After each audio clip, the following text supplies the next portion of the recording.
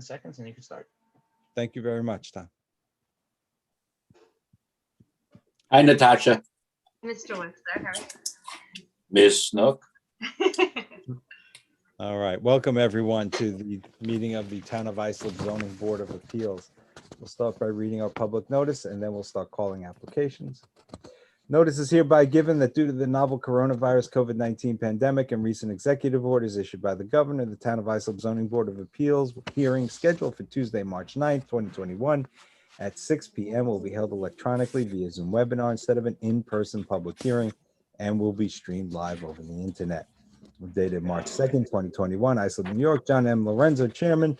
Mr. Chairman, our first application this evening is number 155-21, Samuel Ananakwa, permission to erect a second-story deck 8 feet by 13 feet, leaving a rear yard of 19.1 feet instead of the required 25 feet, Residence B District, northeast corner of Ava Drive, number 189, and Pine Acres Boulevard, Bayshore, New York. Is there anyone here for the applicant? Good evening, Mr. Chairman, members of the board. Roxanne Trella, Dynamic Expediting with offices at 1040 Terry Road, Ronkonkoma, New York. Hey, Roxanne, how are you? Hey, Mr. Lorenzo, how are you? Good. So we're here for permission to erect a second-story deck. It's going to be 8 by 13, and it's going to leave a rear yard of 19.1 instead of the required 25. He's looking to place the second-story deck. Making that noise? That's all fixed. Okay. He's looking to place the deck right over where the cellar entrance is. There is a roof over that cellar entrance right now that does appear on his certificate of occupancy. The cellar entrance is 13 by 5. He's looking just to bring it out an additional 3 feet so that he has room on the second story deck. So what's behind you, behind your client's property?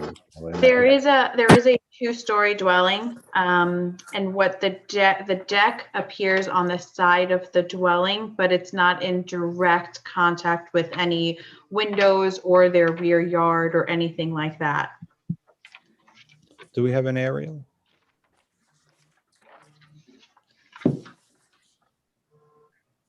I see. Thank you. TJ, any objection from the planning board? No objections. All right, Mr. Messini, you good? Yes, sir. Then which be heard in this application? Does the board have any questions? Do we have Mr. Nicolia here today yet or no? No? All right, Mr. Sullivan, I'll take a motion. Mr. Chairman, I move to grant the application. I'll second. Second. All in favor? Aye. Application granted. Thank you. Our next application, Mr. Chairman, adjourned from February 9th, 2021, is number 82-21, 260 South Gillette LLC and Hatam Chesmahashani. Permission to exceed compensating excavation, section 68-442A3C, by proposing a surplus of 331 cubic yards of fill in the floodplain and to leave retaining wall on rear property line, not having a required setback of 4 feet.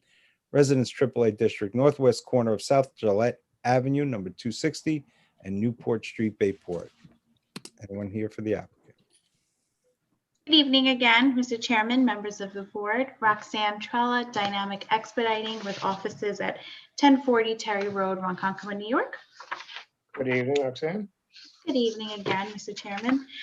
So we're here basically regarding the fill, the excess fill and the retaining wall.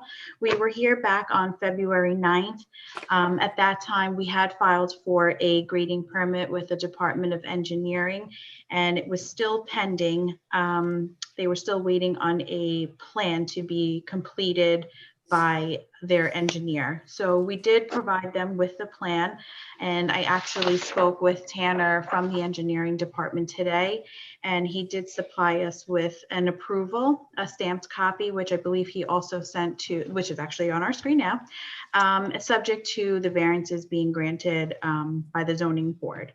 So in it, I know that there was, at the last hearing, there was a concerned neighbor because of where, the retaining wall being on the property line and any flooding. So what they did is they did make the CO contingent on a rain inspection to make sure that the final sign off was held until we made sure there was no adverse impact to any of the neighboring properties or the right of way. All right, great.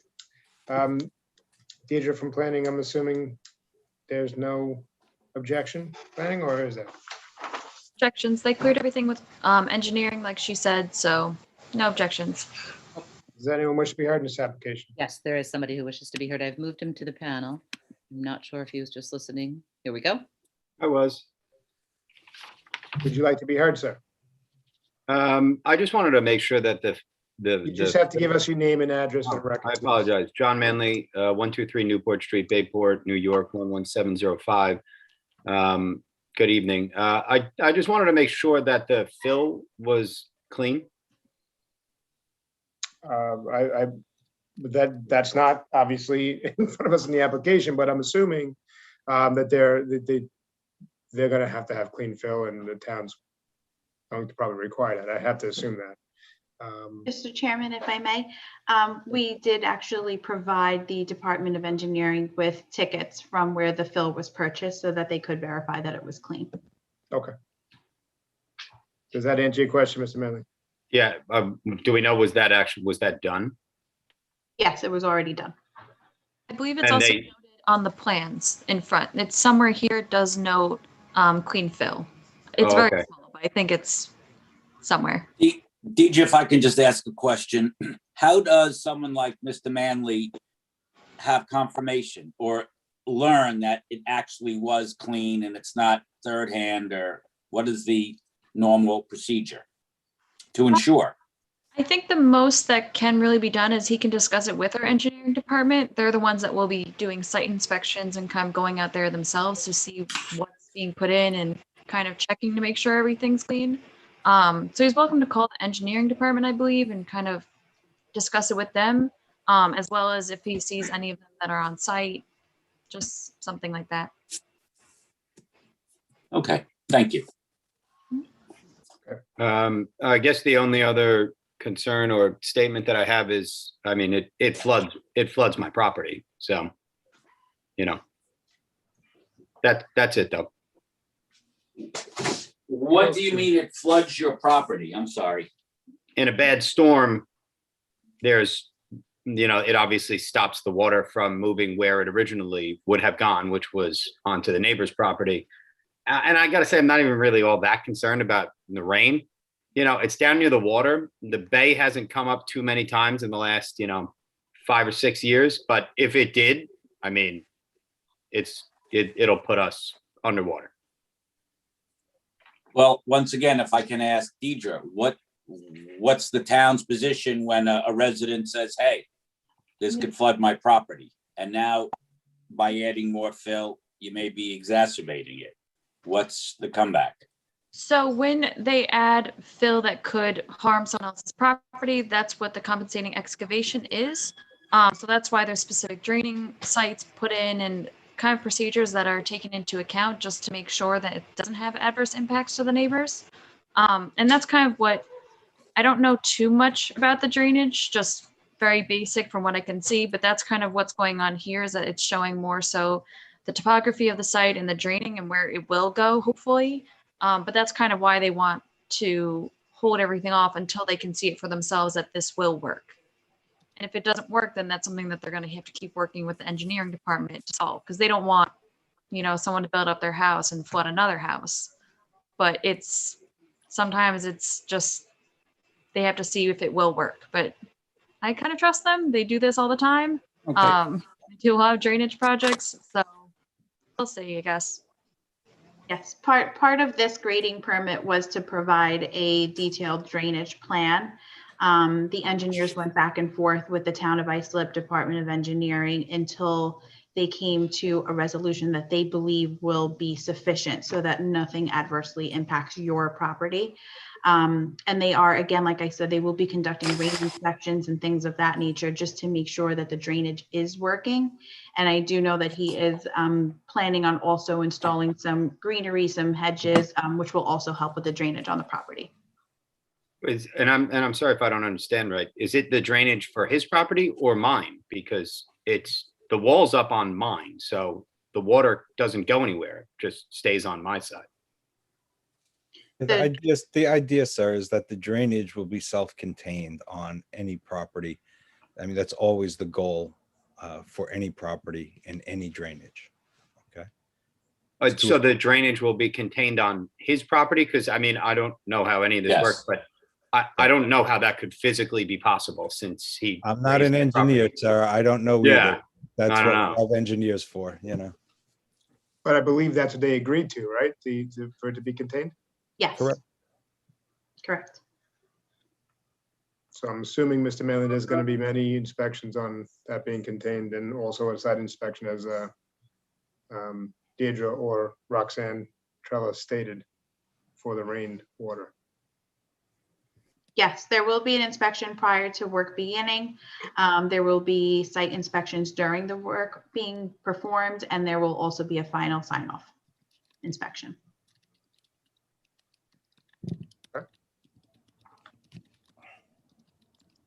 Do you have any other further questions, Mr. Manley, or statements? No, I just don't see how it's possible that my property is not going to flood. But you know, if they say it isn't, I mean, I see it happen when it rains. But okay, if they say it won't, they'll see, I guess. Okay. Does anyone else have any further question or comments? Does the board have any further questions? Mr. Sullivan, I'll take a motion. Mr. Chairman, I move to grant the application. No, that's great. Second.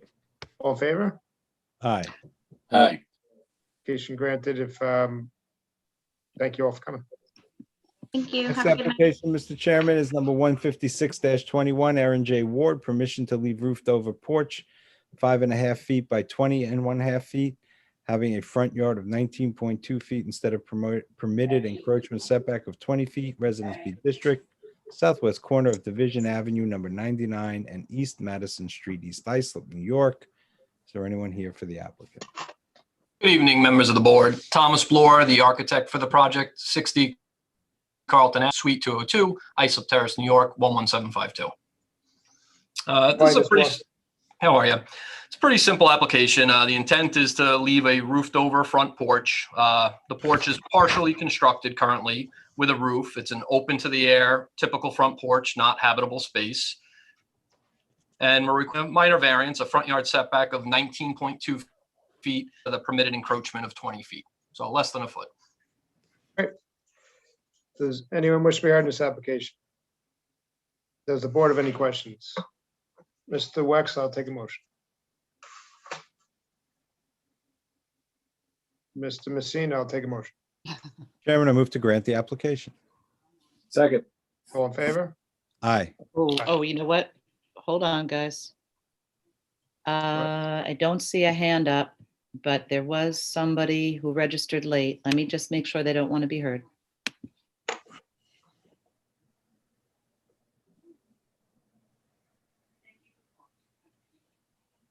And I'm going to apologize for moving people around, but we have never had 100 registrants before. So Brian Bianco, I've moved you into the panel. I noted that you registered and you lived close by. Did you want to be heard on this application?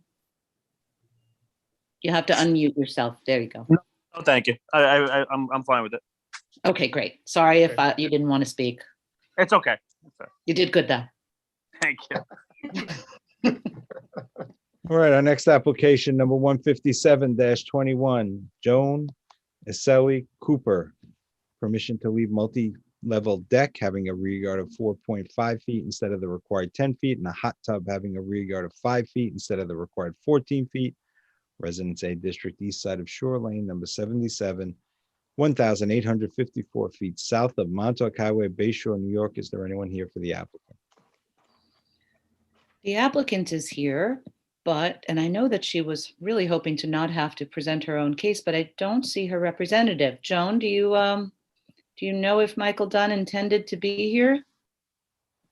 I believe he did intend to be here. He's not there. He's not. I emailed him a little while ago when I realized he wasn't in the panel unless he's a caller, which he hasn't done yet. So we might have to give you a second call and see if he arrives. Okay, I'll try to, I'll text him now. Okay, great. Thank Second you. call then? Is that all right? Yes. Okay, second thanks, call. John. Next application number 158-21, Rich Lane Enhancements LLC. Permission to erect 30 affordable senior townhouses and clubhouse, leaving a front yard of 25.3 feet instead of the required 50 feet, and floor area ratio of 35.7% instead of permitted 30%.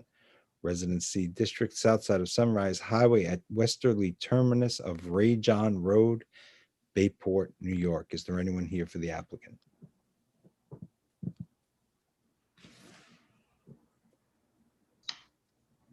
Ms. Pissarro, is there anyone He's here? here. Okay, He's here and he's getting to be a pro. he's just got to unmute himself. There he That's what I goes. need, bro.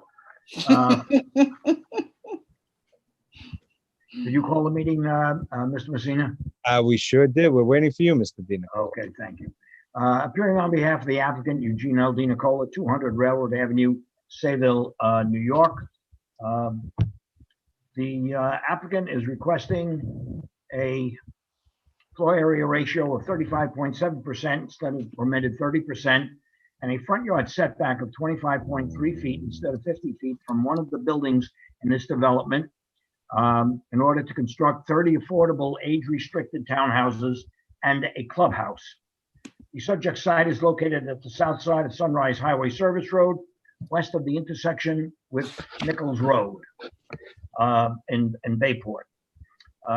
Abutting on the east side is a vacant parcel zone Business 1 district, which has frontage on Sunrise Highway, however, also has access. You'll notice there's a tail going down to the cul-de-sac of Ray John Road, and from Ray John Road east to Sylvan Avenue. Abutting on the south is a proposed recharge basin to be constructed in conjunction with the reconstruction of Ray John Road. Ray John Road is partially constructed, partially in disrepair. Abutting on the west is a vacant triangular parcel of land zone Business 1 and a 100-foot LIPA right-of-way. Now, on the west of that right-of-way is a townhouse development called Bayport Meadow Estates, which will have 148 units when fully developed. South of the proposed recharge basin and southeast is industrial zone land. The subject site consists of 3.64 acres of vacant land, and the applicant and the subject site was granted a change of zone from Business 1 and Industrial 1 districts to Resident C district by the town board to permit the construction of 30 affordable age-restricted units, senior townhomes, as the affordable component of the Bayport Meadow Estates development. That change of zone was granted February 19, 2019. The site layout was submitted to the board as part of this application, as noted on the screen. The site plan has been reviewed by the engineering division and has gone through several iterations. Primary access to the site will be from Sunrise Highway Service Road. That is the primary access. The setback relief is from the secondary road, which is Ray John Road at the cul-de-sac.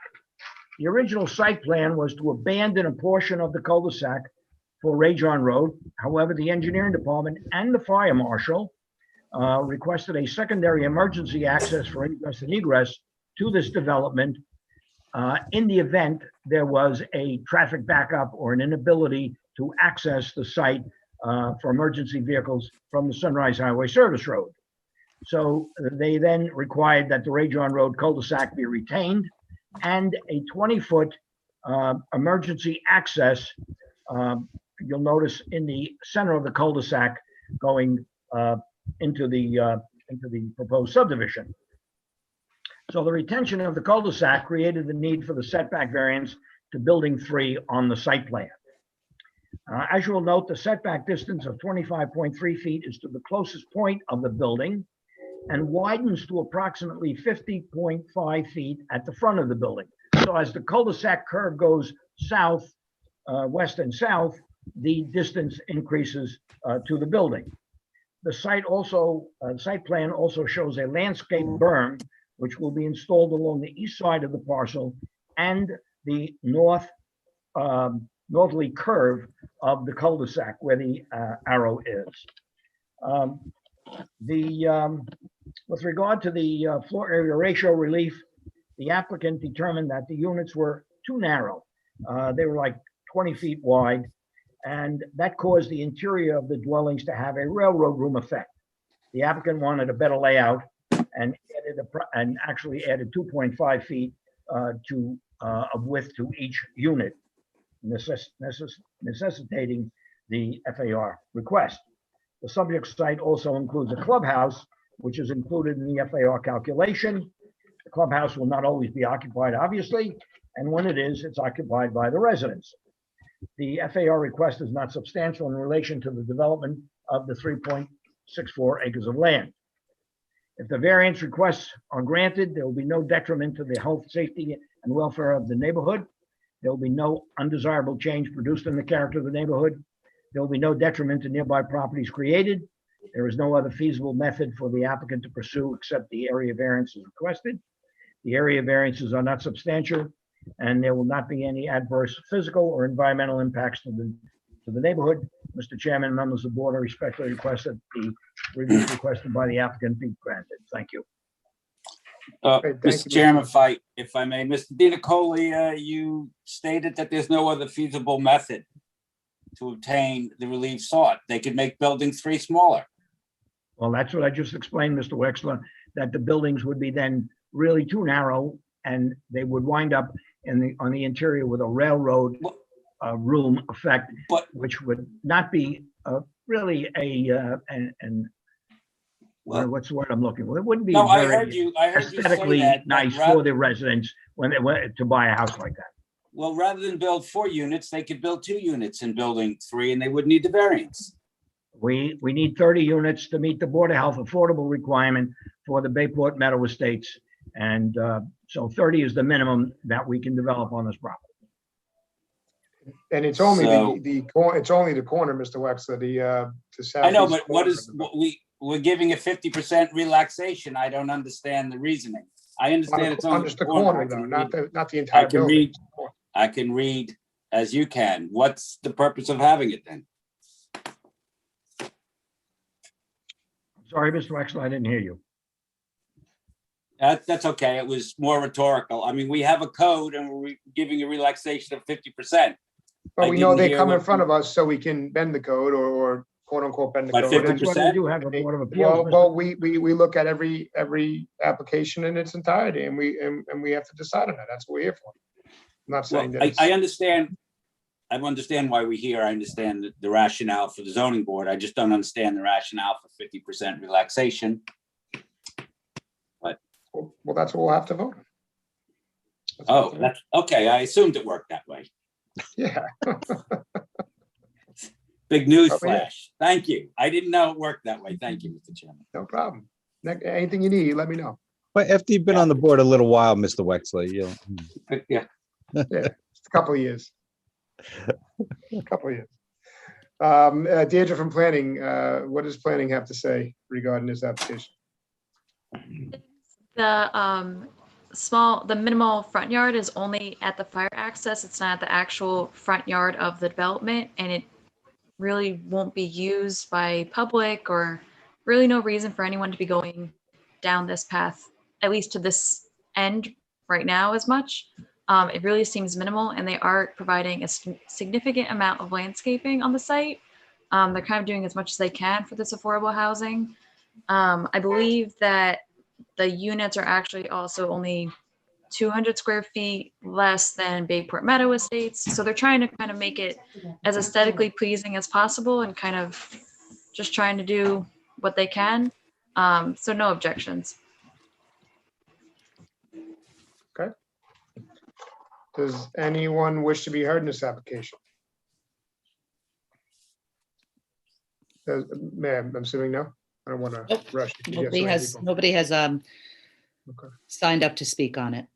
Okay. Does the board have any questions? Mr. Sullivan, I'll take a motion. Mr. Chairman, I move to grant the application. Second. All in favor? Aye. Application granted. Thank you, Mr. Chairman, members of the board. Have a good evening and stay well. Two. You too. All right, now we'll read- Mayor, do you want a second call that? Yeah, they have we'll arrived, we'll yeah. recall. If you don't mind going back to number 4. Number 1.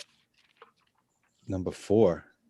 We don't have number 4. We have number 157-21. Well, I know it's tricky because it's way far down in the list, but Jonas L. Cooper, recalling permission to leave multi-level deck having a rear yard of 4.5 feet instead of the required 10 feet, hot tub having a rear yard of 5 feet instead of required 14 feet, Residence A District East side of Shore Lane, number 77, 1,854 feet south of Montauk Highway, Bay Shore, New York. Is there anyone here for the applicant? oh, I didn't promote him. Hold on. We finally got him here. Hold on. Oh, did somebody just do it? Thank you.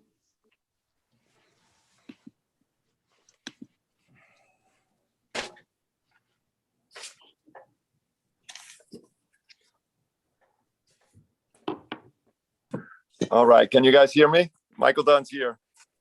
Hey, Mike, how are you? Hi, good. Hope you guys are all well. We're doing well. you. Hope you're well too. Good, thank Just you. name and Sorry address I'm for the late. record, please. Michael Dunn from 1981 Union Boulevard in Bay Shore, New York.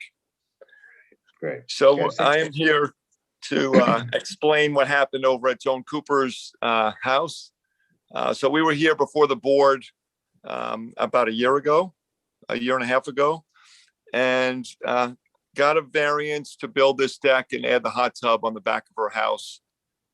I'm not sure what happened. The builder had a funny ruler and built the deck 1.5 feet further towards the bay or the canal than was supposed to be and what was approved. So we're back here before the board asking for 5 feet instead of 14, when originally I think we were approved for 6.5 feet. So everything else stayed the same. That deck was just pushed out 1.5 feet further than it was supposed to be. So it was picked up in zoning and they said we should come back to zoning board and get it formally approved. So you were approved, I don't have the full file in front of me, but you were approved for what, three instead of, what were you provide? I'm sorry, 8 instead of, what was the exact numbers on these, on the? I think the deck was 6 and the hot tub was 7, something like that. And now we're asking for another 1.5 feet more, this 4.5 feet instead of that required 10. Gotcha.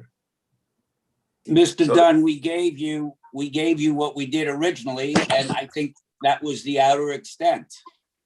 If your builder or your applicant's builder had a funny ruler, they should take it up with him. It's one of my pet peeves. Why should we grant something we feel is the reasonable amount for whatever reason? The builder, the applicant, there's a mistake made, and you come back and say, I want more. Just go back and do what you did, what we gave you. Doesn't that seem Right. fair? Right, I see your point. I It's think not it our would fault. be, We didn't do it. right, We didn't make the mistake. yeah. Aren't they I'm not sure where the mistake came, but now it would It be a doesn't matter where it financial came. hardship for the homeowner to have it moved. Mr. Dunn, does- it doesn't matter where the mistake came, does it? It's beyond the order No. that we gave. Right, So what's the point of us opining and making a finding and issuing a decision, and then they build what they want and come back, okay, give us that. I understand. I think the builder should fix it and go back and give or make what we gave them. We didn't give them that distance, and we probably would not have. So now Right. they build it and come back and say, okay, give it to me now. It's financial hardship, not ours. It's Right. not the applicant, it's going to be the builders. Yep, I think the financial hardship will come down on the homeowner And that, That's and not, it wouldn't affect anyone in that back canal. You know, there's still plenty But of that's room to not- walk by. that begs the issue. What's the point? You always make sure you build with what we give you. Yes, that's what was approved.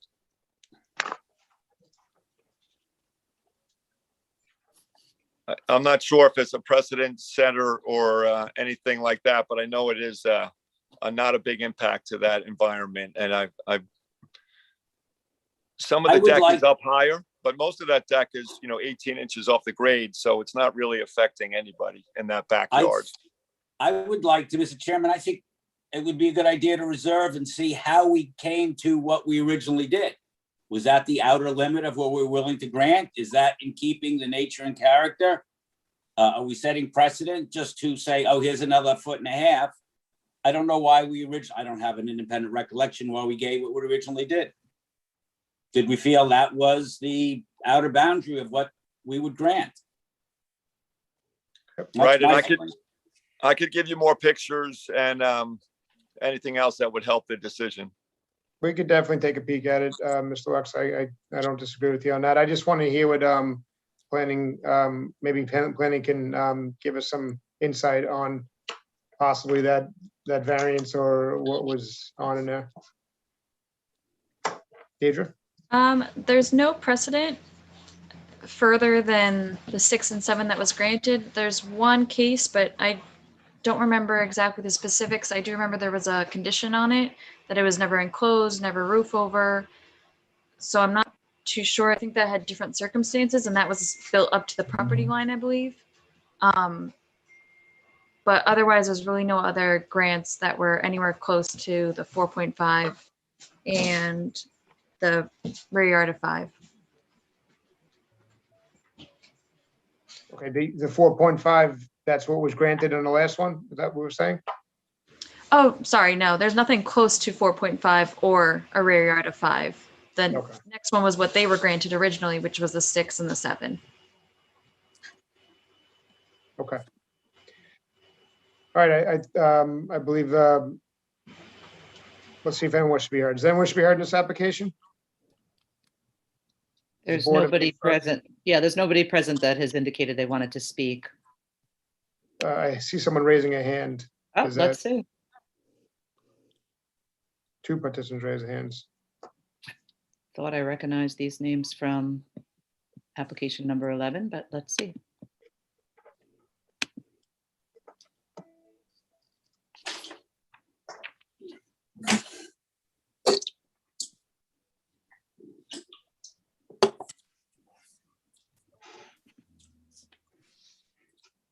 Stephanie Lee Walters, you'll have to unmute yourself if there's something you'd like to say to us.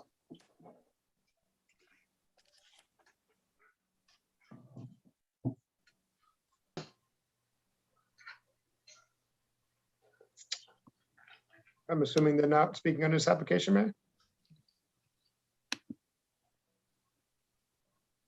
I don't have that name as one who has registered, but sometimes the name comes up a little differently than their registration name. So maybe she just, where did she go? Chairman, So I'll make- people are asking questions now. Does anybody wish to speak on that are registered for the 11th case? Oh, So okay. there, This is but only- I'm not sure about this individual who just raised her hand when you said, does anybody wish to speak? So let's take a look.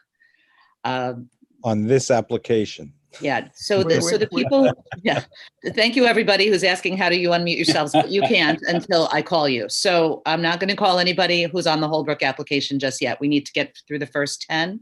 So right now, there was somebody that raised her hand, specifically when the chairman said, does anybody wish to speak? And that was on this application. And you guys still see her in the panel, Stephanie Lee? No, Okay, so she dropped herself out of the panel. there you go. So think I'll we're make a done. motion, All right. Mr. Chairman, that we reserve decision.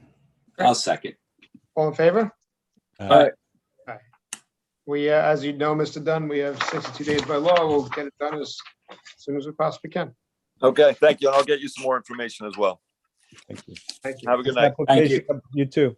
Next application number 159-21, David and Tracy Watson, permission to erect a one-story addition, 12.3 feet by 25.8 feet, leaving a side yard of 2.9 feet instead of the required 14 feet, and to leave a shed having a side yard of 1.9 feet instead of the required 2 feet.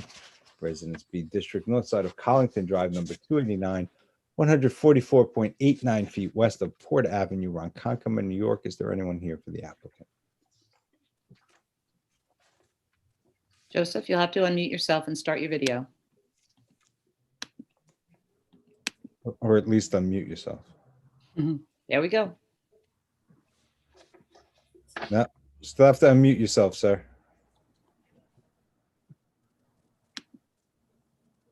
There you go. Okay. Good evening. Sorry evening. for the confusion. No worries. How are you? Okay. I am the architect for the Watsons. Name And and address for the record, please. it's Joseph Gabriel, 4250 Veterans Highway, Holbrook, New York. Thanks. They have an extremely small house on a very narrow lot. And the extension that they're looking to add is to the back of the house, not increasing the width beyond what's there, but they do have two side yards that are non-compliant. They have one side yard that's about 2.5 feet and the other is about 11 feet, neither of which comply with the 14-foot requirement in the town. So you're just squaring off that rear northeast That's corner? it. That's all they're doing. So they're seeking the relief to go ahead and build that extension, aligning with the existing house, not increasing any of the non-compliance beyond where they are. And you can see the proposed rear isometric is simply going back directly where it is. It's same line with the house. Okay. And the 1 story, that's good. And the shed 1.9 instead of 2. It seems like be a little bit of an angle to the property line. Yes, the shed can be removed if necessary. I don't see a reason for that, but let's see what planning has to offer. Deirdre, any objections? No precedent, but no objections either. Okay. Does anyone wish to be heard in this application? Does the board have any questions? Mr. Sullivan, I'll take a motion. Mr. Chairman, move to grant the application. Second.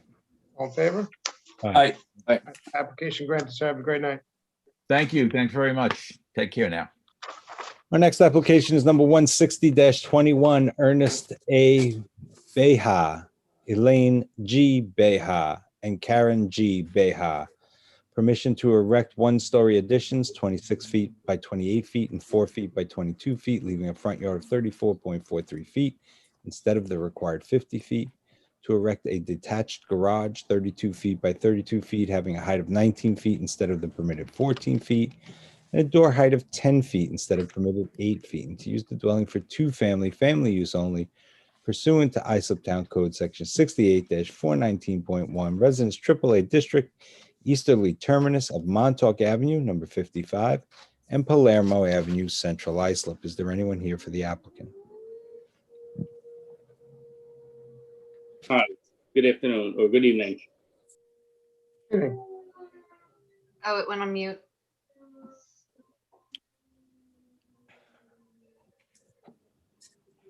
There you go. Hi, good evening. My name is Alexander Makarov. I'm sorry, just maybe you want to just take it over there. Or so we're just getting a little reverb here. Okay. Alexander Makarov. I'm at 120 Claremont Street, Deer Park, New York. I'm an engineer representing my applicant here. And there are 2 things that we are applying for. On the main house, we want to put an addition to have their elderly parents come in with them, to move in with them and convert that to a 2-family house. The addition will be 30%, 1/3 of the size of the existing house. And the applicant is what we're applying relief for is the closer than 50 feet to the front yard setback. Currently, the front yard, and it's due to the geometry of the lot. The whole lot is like triangular in shape. The existing house is 44.4 feet at the closest point. And we want to extend out to, say, the south, going towards the right. And by doing so, inherently, it gets closer to the property line. And for the addition, we want to keep the width of the house the same, the depth of the house. Projecting out to the right, it's going to reduce it down to a 34.4 foot distance to the front property line. It's going to be a one-story addition. And the reason why we want to put the addition on this side of the house is because due to the existing kitchen is also on the right side of the house. So it's going to keep all the plumbing and all the mechanical systems close proximity, so we don't have to rip up the entire house to install it. It is a slab on grade. All right, the detached garage, let's talk about that for a second. You know, our code in Iselli does not allow higher than 14 feet in height and an 8-foot door, so. Okay, the reason for that, we want to make a workshop here.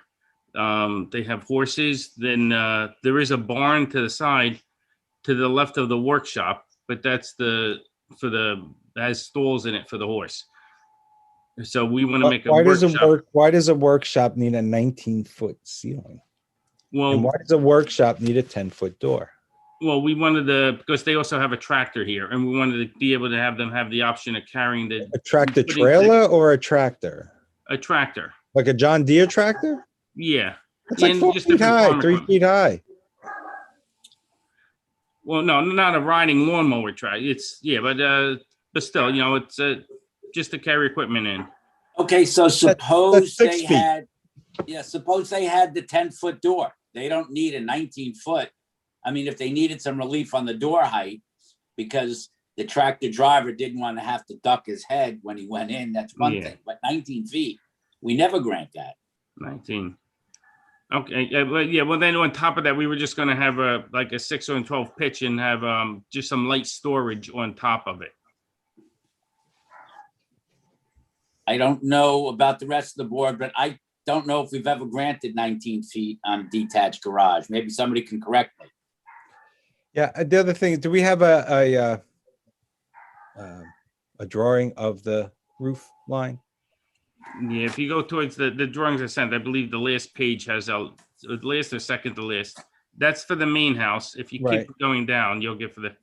So this is the plans for the garage, foundation plan, floor plan, and framing plan, roof. But this doesn't show us one the more roof. page, you get the elevations. There we go.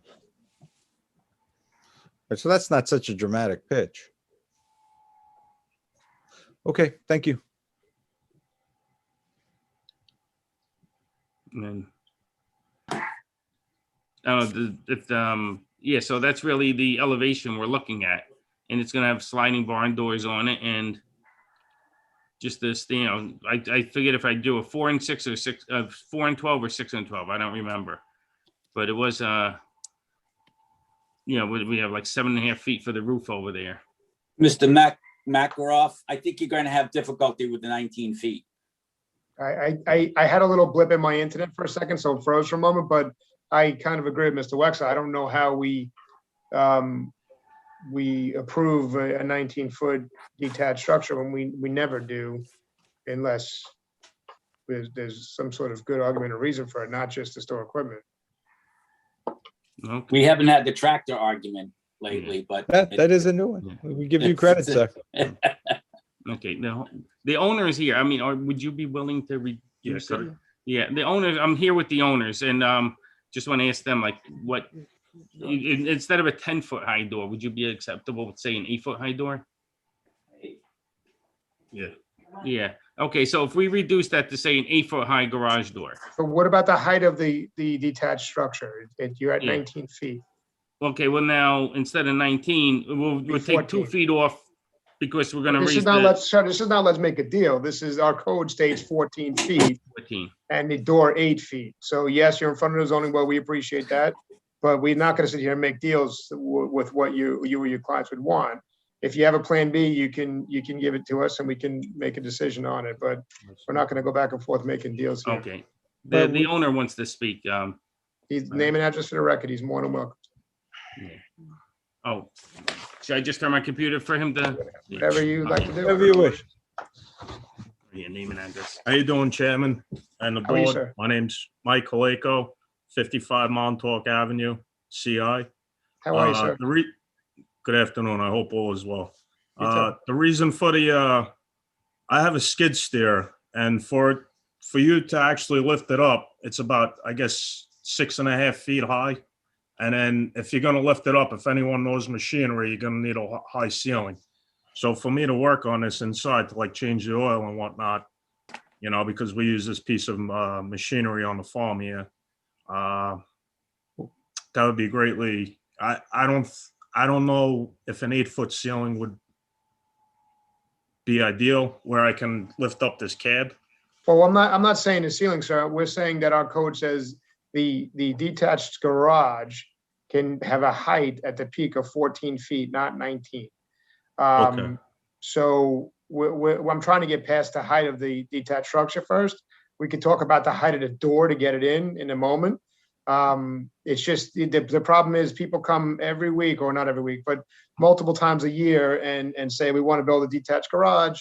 We have collectible cars, or we have a big van or whatever. And we deny anything higher than 14 feet all day long, just because, and I appreciate it because I have a truck too. I get it.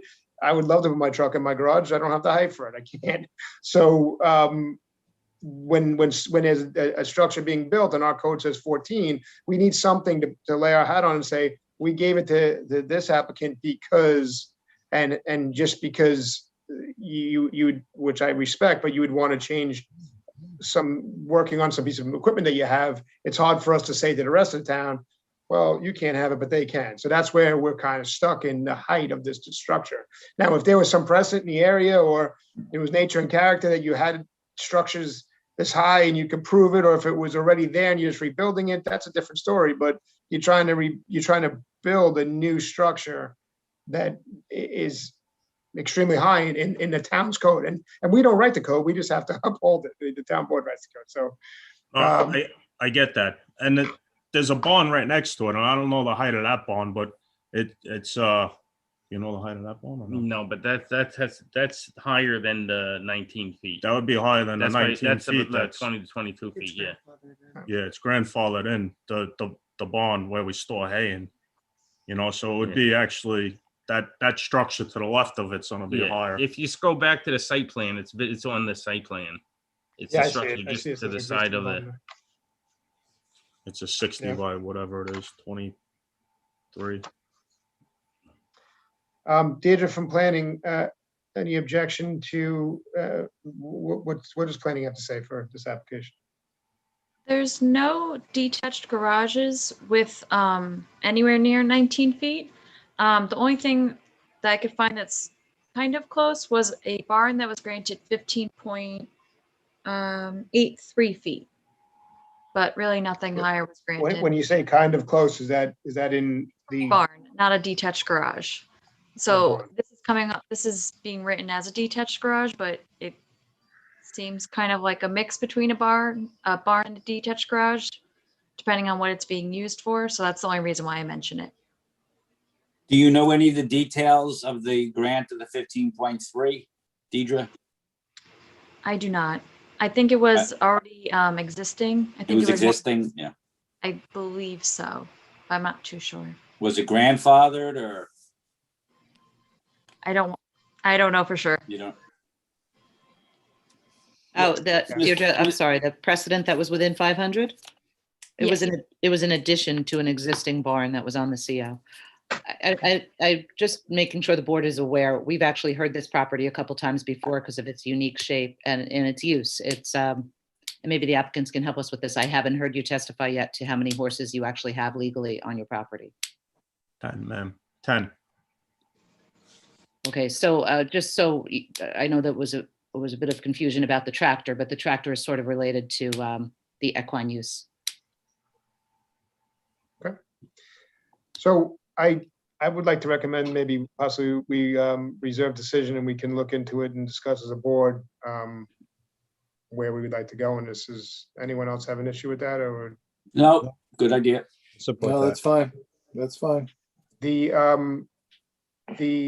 two family use only, we're gonna probably hear it all with that, but Mary, everything's in order. It seems medical Everything is, is in order. I think we have the applicant's parents on with us as well. okay. And we have a medical hardship letter in the file. Okay, and Deirdre from planning, the addition, I'm assuming with the shape of the property and the de minimis nature of the one corner of it, there's no issue planning for the addition in the front yard? Yeah, no, no objections to the addition. The road doesn't even go, I think, really past the driveway, which is all the way over here. So you can't even see it from the road, from what I understand. All right. Mr. McElroy, I think we're going to take a vote, but I believe we're going to maybe reserve the decision, and really look into this for you guys and see what we can do with this detached structure. And Deirdre, do you have the ZBA number of that precedent case that you cited? Yes, it was 567-18. Thank you. Okay. Does anyone wish to be heard on this application? Does the board have any further questions?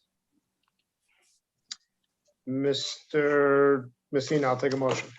Chairman, I move we reserve decision. Second. All in favor? Aye. Aye. So we're going to reserve decision. We have 62 days, as you know, but we're going to do the best we can to get it to you guys as soon as we can. I'm sorry, just one question concerning that. Is that you 60 days to make a decision on both the two-family house and the garage, detached garage? Yep. Well, it's in the application, so I believe that, yeah, it would all be lumped into one. Okay, so the decision for the two-family house, because it's all in one application, that decision is also held up due to the Yeah, I believe so. I don't believe we separate them out. the resolution of that. Mr. Messina, what's your take No, on that? I don't my believe we motion was to reserve on everything, sir. Yep. and everything. Yeah, so that's gonna have to go with that. We'll do the best we can. We'll try our best to get it to you as quick as possible. Okay. If you want it Okay. tonight, you can always, request that your, the rest of your application be withdrawn. It's fine. You want to withdraw this part and then just get a resolution on that and come back for this at another time? It's up to you, whatever you think. Because then if Why they, don't you do this? To tell no tales out of school, you know, how our chairman told you, you'll probably get the family use. You heard Deidre from planning saying she doesn't have a problem with the main house. So you know where we're headed, and we have to decide on the garage or the barn. So you know where we're headed, at least on two of them. So why don't you just wait the 62 days? Okay. And you'll be much better off. Okay. Thank you, sir. Thank you. All Yes. right. All right, thank you. Have a great night, guys. Okay, too. thank you. Have a good evening. Yes. Mr. Chairman, our next application was adjourned from February 23rd, 2021. It's number 122-21. Peter and Paulette E. Cacoperdo, permission to erect a two-story addition 12 feet by 24 feet and roofed over second-story deck, leaving a second front yard of 18 feet instead of required 22 feet each, and a floor area ratio of 32.71% instead of permitted 25%. Residence A District, northeast corner of Meroke Lane, number 89, and Mainstay Lane, East Islip. Anyone here for the applicant? I am here. Welcome back, Ms. Fay. Hello. Good evening, Ms. Fay. How are you? Hello. I am Christine Fay from Accurate Expediting Services, 286A Belmont Avenue, West Babylon, New York, 11704. Good evening, Mr. Chairman, members of the board. We'd like to amend the call of the hearing to read for the FAR 31.5% instead of 32.71. We are reducing the FAR. And Make a motion to amend the call. Second. All in favor? Aye. Go ahead. And basically that's it. They're looking for the second front yard of 18 feet instead of the required 22. And then a F8 floor area ratio of 31.5 instead of the permitted 25%. And 31.5 was previously granted. So wanted to keep it Within that. 500 feet? It of was the residence? actually previously granted on this house. On this house? Okay, I'm sorry, I don't have the. That's okay. Is, Mayor, I don't have the prior grant. I'm assuming that's Ms. Fay doesn't have any reason to lie to us, but I'm assuming it's correct. I think it was at a time when the accessory structures counted in the calculation. Christine, what was the year of that grant? Actually, I'm not sure, but I was just told that it was previously granted. So we just We wanted have- to read it. But we need to. We have we an need- 08 and an 02, 284-08 on the CO and it's 430-02 on the CO. But it was granted at 31.5 when we used different criteria, correct? I Correct. believe so. So you have to, that's when we're using old criteria. I don't know, sitting here, is it Okay. more, hang on, is it more stringent or less stringent? The So current we are criteria. removing the 240 foot, 240 square foot from the FAR, that's 32.71. No, that's not my question. Maybe let me address it to Deidre. Deidre, you understand my query? I believe so, was- yes. Pardon me? I believe so, yes. Okay, so it was granted at a different time when we granted 31.5. But that was when we counted things differently. What would the FAR have been? How does the current request compare to the past? I just don't know. I can't figure out, is it more stringent or less stringent? Are they asking for more or less? Because we're not comparing apples to apples. Well, I believe that was when like the frame garage in the back might have counted toward FAR. I'm not too sure if that was included. I think they previously went for a porch as well. And that's when they were granted the 31.5, but I'm not sure if it was the garage that tipped them over or if it was a shed that tipped them over. I'm not too sure. But here's my question. Mr. Michael, Go ahead. No, let me just, and then Yeah, maybe please, you go can ahead. answer I'm it sorry. for me. I'm sorry. Here's my question. If we granted 31.5 and now our new calculations are less, they're asking for less, they're entitled to it. If not, then we need to see what is the nature and character of the neighborhood. So I think, Mr. Wexler, probably the most helpful thing for me anyway would be, apply one standard, whether it's the current one or the Yes. former one. Right. And what are the numbers? And so Right. we can compare. That's what I'm trying to find out. What would it be? We said, I don't want to just knee-jerk reaction, say we grant the 31.5, so we'll do it then. I don't know. Were we more liberal? And really, it would be 33.5 under today's standards, or does it go the other way? I just don't know. We just want to, we want to make the application less. I know you've invasive. explained that. We get that. We get that. You want to make it less. You want to go from, we already amended it from 32.7 to 31.5. I want to make sure 31.5 is in the nature and character of the neighborhood. I understand you want to make it less. Right. You So want to make Deirdre, it less. Is it in the nature of character of the neighborhood, this precedent set? Yes, right? I don't know. You're Yeah. saying that. What is the nature and the character? Are there any other greater than 30? I think, Mr. Wexler, I think maybe Deidre has some answers for that. Do we have any other precedent other than this? There's the 31.5% that was granted for this property, and then there was another 31% that was granted. And then there's a few 30s that were granted as well. Well, 30 is the other, forget about leaving this aside. The other 31.5, when was that granted and what was the standard? It was granted in 2000. That was the old standard. Yep.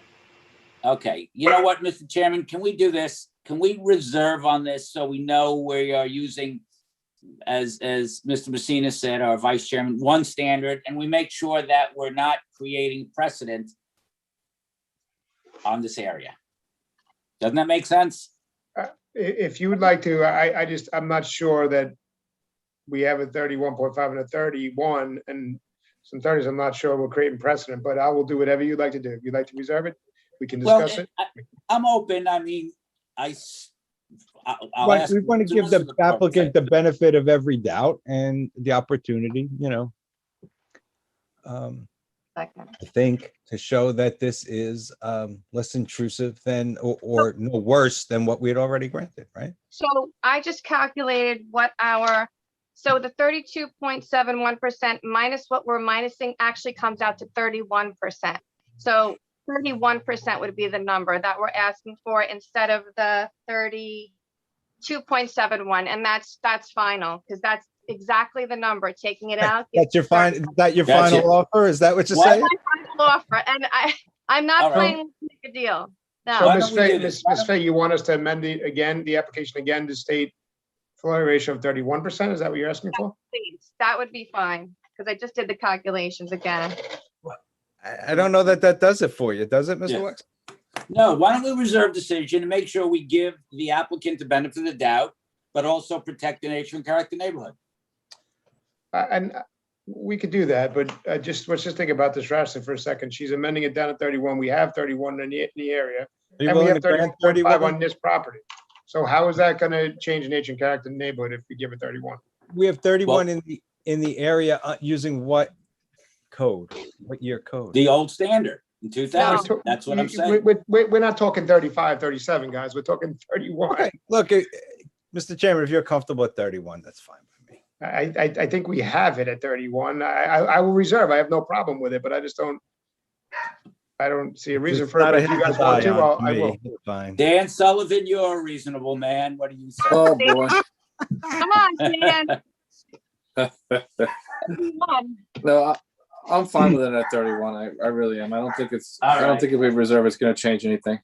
Very good. There is somebody who wants to be heard. Do you want to speak? Does anyone wish to be heard in this application? She just muted you're- herself. You're Oh. muted, ma'am.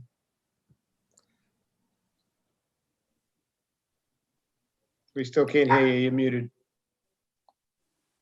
Good There you evening. go. Can- Good evening. Hello? Name and address for the record, please. Liz Viana, 93 Maroki Lane, East Islip, New York. How are you tonight? Good, how are you all? Doing great, thanks. We just have a concern because of the second story deck that was going to be added.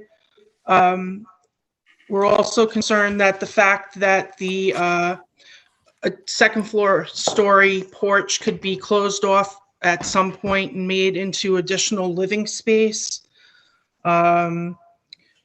You know, we feel it's almost like a privacy issue that they're going to be on the second floor. It's level with our bedrooms, even though we're across the street on the Manistee side of the property. This is on the corner of Maroki and Manistee, correct? Correct, and we're on the corner of Maroki and Manistee on the southeast corner. Oh, 50 feet across the street. Correct.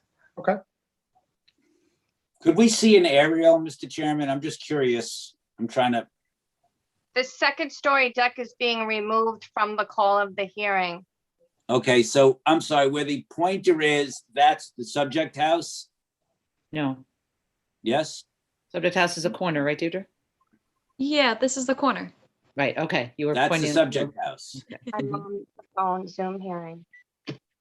Is that the subject house? Yes. Where is Where- the house of the woman who's just spoke up? I believe here.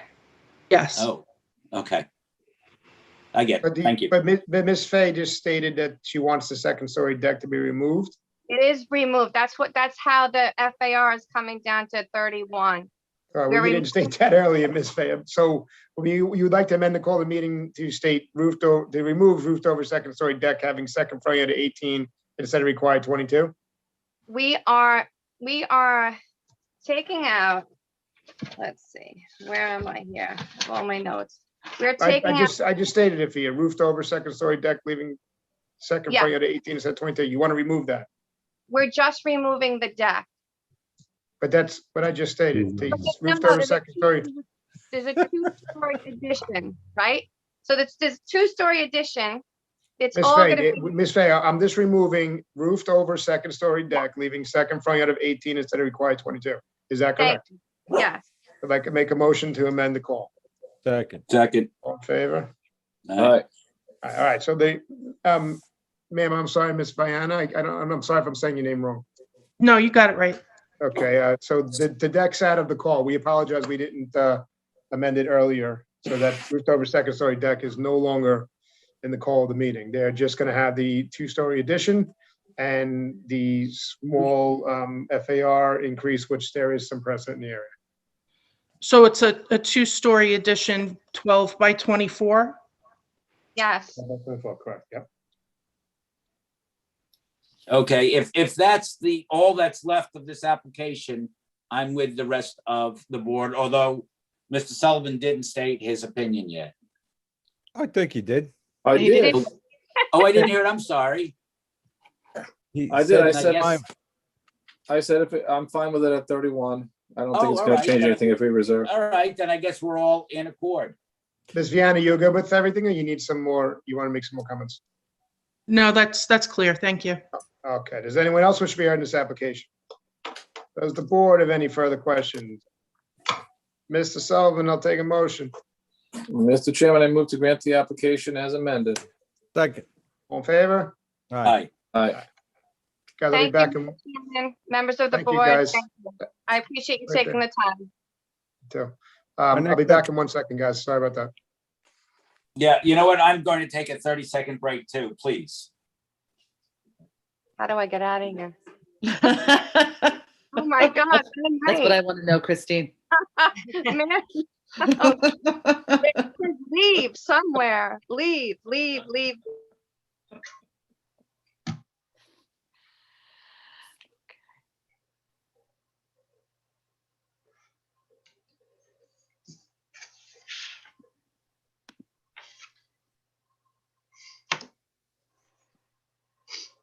Oh, Mr. Messina, you are muted.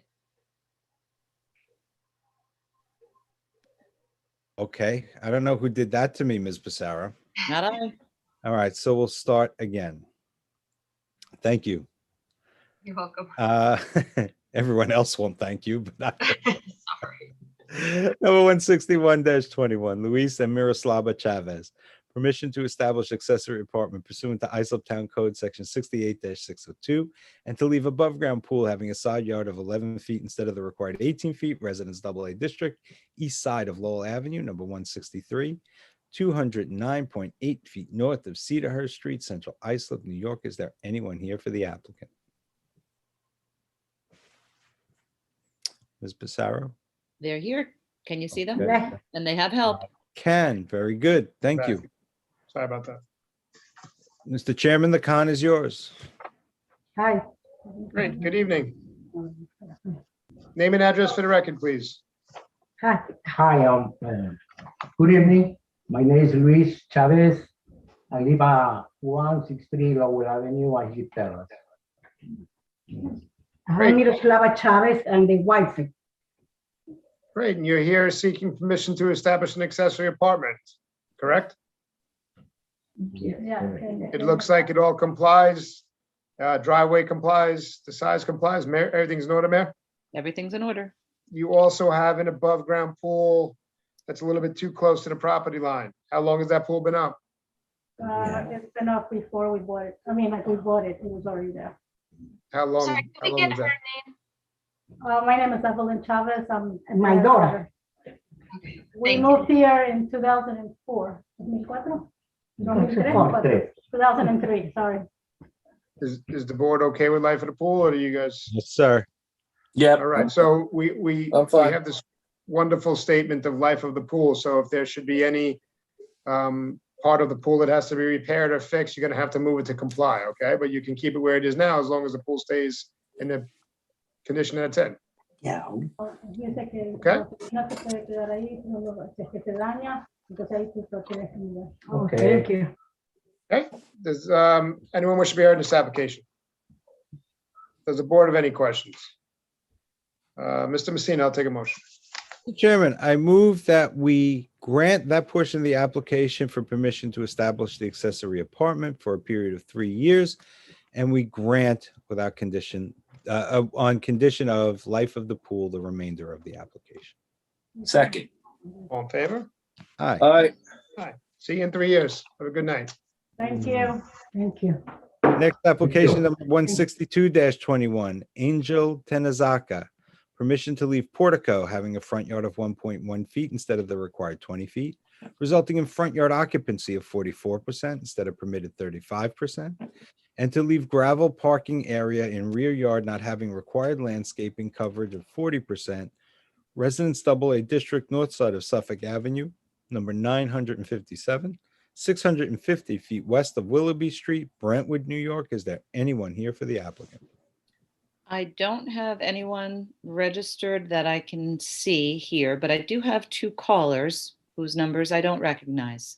If either of the two callers happens to be here for this application, you have to hit *9 and we will see your virtual hand and we will move you into the panel. And the same goes for the subsequent application. If you want to be heard on that, you'll have to hit *9 when that time comes. Okay, I think we have Angel Tenazaka is not present and did not register today. All right, Mr. Chairman, I move that this be marked off calendar. Second. All in favor? All right, our next application is number 163-21, Michael and Carne Humphrey. Permission to erect a one-story addition, 28.2 feet by 38 feet, leaving a side yard of 5.58 feet instead of the required 18 feet. Residence AA District, east side of Oak Neck Lane, 2,098.1 feet south of Montauk Highway, West Islip, New York. Is there anyone here for the applicant? Ms. Bissara? They're there. Ralph, I am the architect for the project. My address is 35 Pine Lawn Road, Melville, New York. How are you tonight? Very well. I'm a thank you for little your time. confused, sir. I got a quick question for you. The survey states a proposed two-car garage and the application states erect a one-story addition. Am I wrong about that? Am I seeing something wrong? It is a two-car garage is what we are requesting the variance for. And it happens to be a one-story addition at the same time. Okay. Sounds good. I would also ask if you would release the microphones for Brady Humphrey, the owner of the home, and Keith Rang, who is with us as well. He is available to answer any existing condition information as well as some recent permits that we're in the process of closing out for the pool and the shed area. Their microphone, they released their own microphones. We're all set. We're here, thanks. Thanks. So I'm here to present the case for Michael and Sharon Humphrey for permission to erect a one-story addition, which is 28.2 feet by 38 feet for a proposed two-car garage that leaves a side yard of 5.58 feet instead of the required 18 feet in the residential AA district. The home is on the east side of Oak Neck Lane, number 81, and we're 2,098.1 feet south of Montauk Highway in West Islip. The reason for our request for this variance is because the current home does not have any garage capability at all. It's also a house that just has a crawl space, so there's a minimum amount of storage capacity within the house, but primarily the garage is for them to be able to put their automobiles within enclosed space. They own an SUV. I'm sorry? Do you have any precedent in the area that has side yards at 5.58 feet? The code says 18. You're asking for 5.58. That's quite a large relaxation.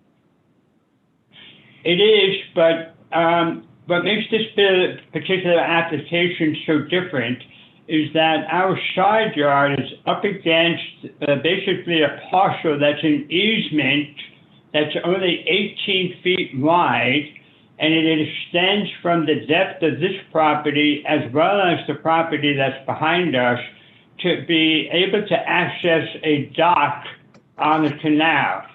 So that lot is not a buildable lot, nor will it ever be able to be built upon because it's really an easement for the property owner to the south for them to be able to preserve the right to have waterfront access. The lot that is directly behind this residence is also a lot that is only accessed by an easement from the subdivision to the north, which was Harbor Way. So it's very peculiar in that we're not really up against a developable piece of property. Deidre, do you have the, So- do you have the aerial, Deidre?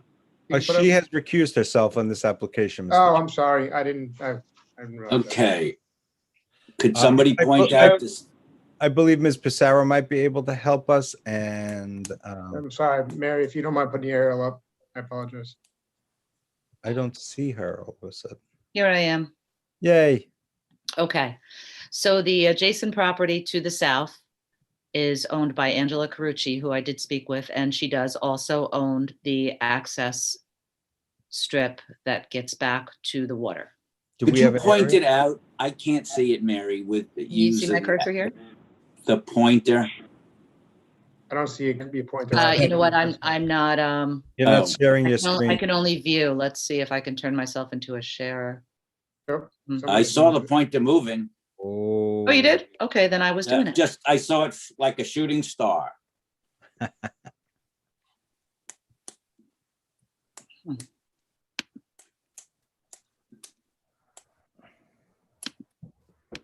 What happened to our, oh, There's a cursor on mine. I don't know if I can. yeah, I'm not prepared to share. Oh, So okay. whoever Then took if it you can't down do could we put it can't back. do it. Well, whoever took it down could put it back up because Nobody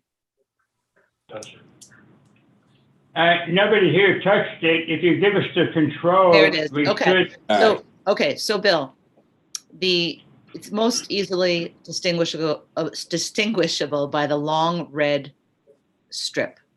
Next to the the vacant dirt lot, that looks like. Okay. Yes, correct. So that is the access easement that the applicants are stating that they won't impact the neighbor to the south because they'll be 5 foot from it. But it belongs to the neighbor to the south, and she does have concerns on the Yeah, proximity. that's my question. How can you take advantage of somebody else's property so you can overburden yours and say, oh, look, there's an easement? That's somebody else's property. Plus, I have to imagine there's no similar grants in that neck of the woods. You're asking for almost 70%. They may 70%. There may not be a similar condition as this, and I understand that you're hesitant to provide a precedent, but this is not a normal situation or a typical condition that that you would normally hear presented to this board as a result of the peculiarity of this particular application. I'm not sure, sir, that that's peculiar though, sir. It's not like this easement or this right of way, whichever you'd like to refer to it as, is owned by the town or the county, or it's a paper road. It's part of the neighbor to the south. She owns it, I believe. Is that correct? Correct. Yes, they do own that parcel. So it's not peculiar. It's someone else's land. It's not. There's nothing peculiar about this. And just following up on our chairman, sir, we have given property owners the benefit of the doubt when it's a utility easement or over at the beach. But this is not a property owned by a municipality or a utility. This is somebody's private property. Then you can always say, oh, there's a lot of room on the other side. Therefore, I should be able to build and get a 70% relaxation. We've never adhered to that policy. Well, our request is also based on the fact that you could never build anything on this piece of property, and their garage to the south does abut that a similar area. So it would be a garage basically facing a garage. And we thought that our application does have some merit as a result thereof. To that garage that you're talking about to the south, is that CO'd, and what is the side yard for that garage? It appears to be about 5 It feet. can't appear, off- so we need some strict numbers here. We can't say it looks like. We did not request a survey of the neighbor, so I don't know that exact dimension. I was only using the dimension off of the viewer. Okay, Mary, I believe that Deirdre had to recuse herself, and I'm assuming that she or planning department possibly gave some bullet points possibly with this application. Yes, yeah, we do have a memo from the planning department. And just to answer that last question, I think the access strip is 12 feet wide. So even if you're measuring to the access strip, their side yard setback from your client's property is approximately 17 feet. Okay. Possibly, can we read the memo? Yes, I can summarize the memo. It's from Jessica Joyce of the planning department. With regard to precedent, there's no precedent to support 5.58. There are two precedents that the planning department felt were noteworthy. One was 118-00. It was granted for 14.5 feet. But then 5 years later came back and changed to 15.25 feet, unless that was the same house and two different additions. I'm not sure on that. The other precedent that was noteworthy but not similar was in line with an existing dwelling that was on a substandard lot, and that was 9.3 feet. As a result of those precedents, the planning department says that they recommend that the application be denied as submitted and granted with a side yard of no less than 14.5 feet. Okay.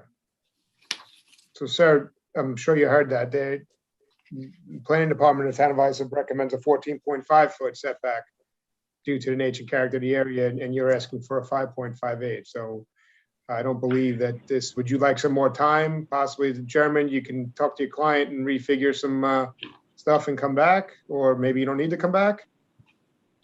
Perhaps I could allow the client to speak to your decision as well as what their needs in particular are, with your permission, of course. They're more than welcome to speak, sir. I'm just going to let you know and that we have to uphold the code, and the planning department gave their opinion, and we have our code of 18, and they recommend 14.5. We haven't even agreed to that, and you're asking 5.58. So they're more than willing to speak about their needs, and we all appreciate the needs. We have growing families, most of us. So they're more than welcome. Name and address for the record, and they can speak briefly. Good evening. My name is Michael Humphrey. I live at 81 Oak Neck Lane in West Islip, 11795. How are you, sir? I appreciate the time, and I hear you loud and clear, Chairman, that, you know, we all have needs and growing families. So that's what I'm trying to accommodate within the space that I have. And I know it's a big ask. I'm really looking at the accessibility for my house and the developing needs, and it's based upon the mechanicals and some of the storage areas and the vehicular need on that side area. The living space inside, the needs have changed based on my son's requirements. So we're trying to accommodate him through that and through his growth. He's 11 years old now. He's going into his teen years, and he has special needs. So we're doing pretty much strict homeschooling at this point. So we've created office space, and we're just trying to grow into that. But I do understand the side yard portion of it. I guess it's something that we'll review with my architect if we can maximize potentially allowable that you're speaking about. But it adds to the next phase of the house within the limits inside the house for that second floor addition that we're talking about, because I need to move mechanical equipment and other things to make that work. So it's kind of a compounded issue to try to accommodate the interior space. I appreciate that, sir. If you'd like to take it in adjournment and speak to your architect and maybe come back with a different plan, or just take it. Yeah, I just don't see how, you know, we see side yards every week, and we have a code to uphold. We don't write the code, and we understand everyone has needs. Everyone has wants and needs. We all do. So we appreciate that, but we have to also keep a code for the town of Islip and keep precedent, keep nature and character of the neighborhoods. And this is something difficult, in my opinion, to lay our hat on to say that the situation where it is. But if you'd like to take some time with your architect and go over a plan B, we can set an adjournment date and you can discuss with them. I think I'd like to do that based on the fact that we would need something anyway. It sounds like there might be a precedent for it. You haven't said yes or no, but I'd like to see how that works with the overall plan because there's other components to this. That I have to- Planning's recommendation is 14.5 side yard. So Understood. if you want to speak to planning with your architect, you guys can, see what would work for everyone, and we can come back and discuss what your next plan would be. Mr. Chairman, I would request the adjournment. All right, Mayor, you guys want an open adjournment, or is there a date, Mayor, you want to give them for the adjournment? How long you guys? We should be able to come back, within your next calendar session. Okay, Mayor, when's the next first adjournment? Well, I don't know how many calendars you think we have a month, but we usually have about 3 a month. And I would suggest April 13, but April 6th could be available if you move quickly. I would say we probably. Sorry? Okay. Thank you. What stay with you. You want the I'm 13th? sorry. Do you want the 13th? Yes. Okay, thank you. Okay, so the 13th would work better for us too, so thank you. And your contact at the planning department will be Jessica Joyce. Thank you. You're welcome. All right. Does anyone else wish to be heard in this application? Does the board have any further questions? Make a motion to adjourn till April 13th. Second. All in favor? Aye. Aye. Have a great night, guys. Thank you. Thank you. Thank you. Chairman, our final application, number 146-21, Furrows Road Properties LLC. A special exception is requested pursuant to 68-341I, or is that L? I can't tell, lowercase l or uppercase I, to establish the use of a public utility, and interpretations are requested as to 1, whether a utility scale battery storage constitutes a public utility, and 2, whether proposed storage containers represent accessory structures without a principal use, Industrial 1 District, north side of Furrows Road, west of Sand Hollow Road, approximately 465 feet east of Trailblazer Court, Holbrook, New York. Is there anyone here for the applicants? Yes, Mr. Vice Chairman and Mr. Chairman and members of the board. Good evening. Stephen Lo Squadro, 649 Route 25A, Rocky Point, New York, on behalf of the applicant. And Mr. Vice Chairman, I would note specifically, although the call references Furrows Road Properties LLC, which is the actual property owner, the applicant is Holbrook Energy Storage LLC. That is the applicant that proposes the battery energy storage units to be placed on the subject property.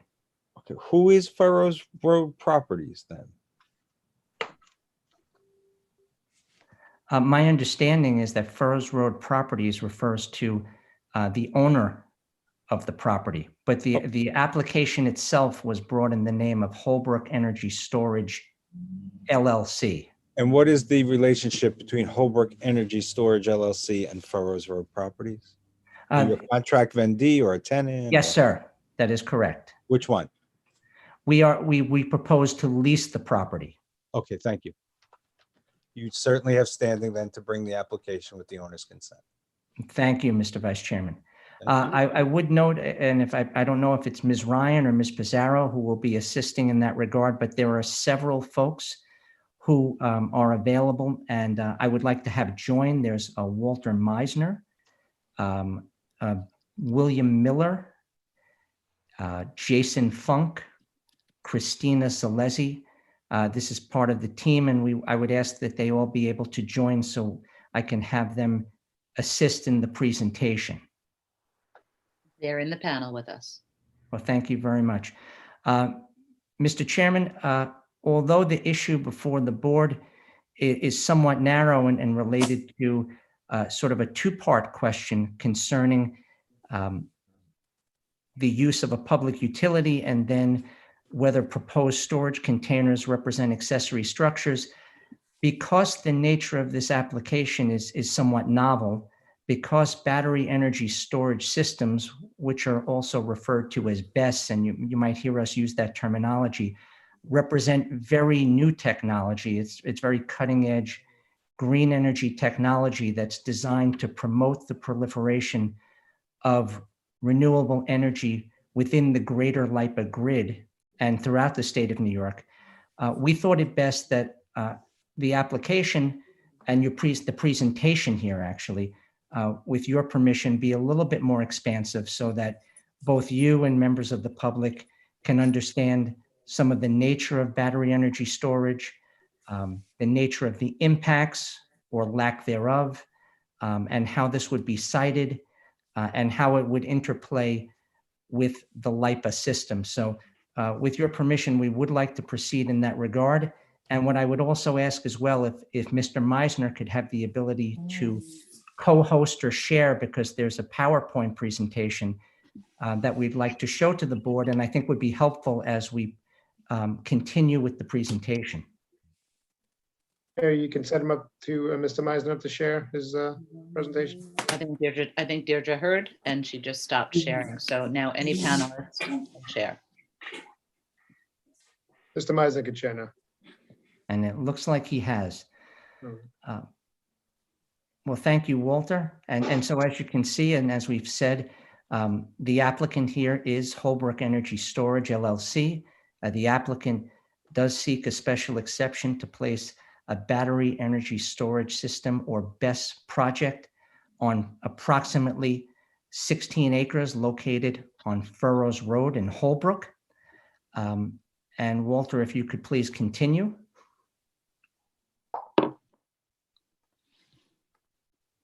So we just wanted to let you know some of the folks who are here with us tonight.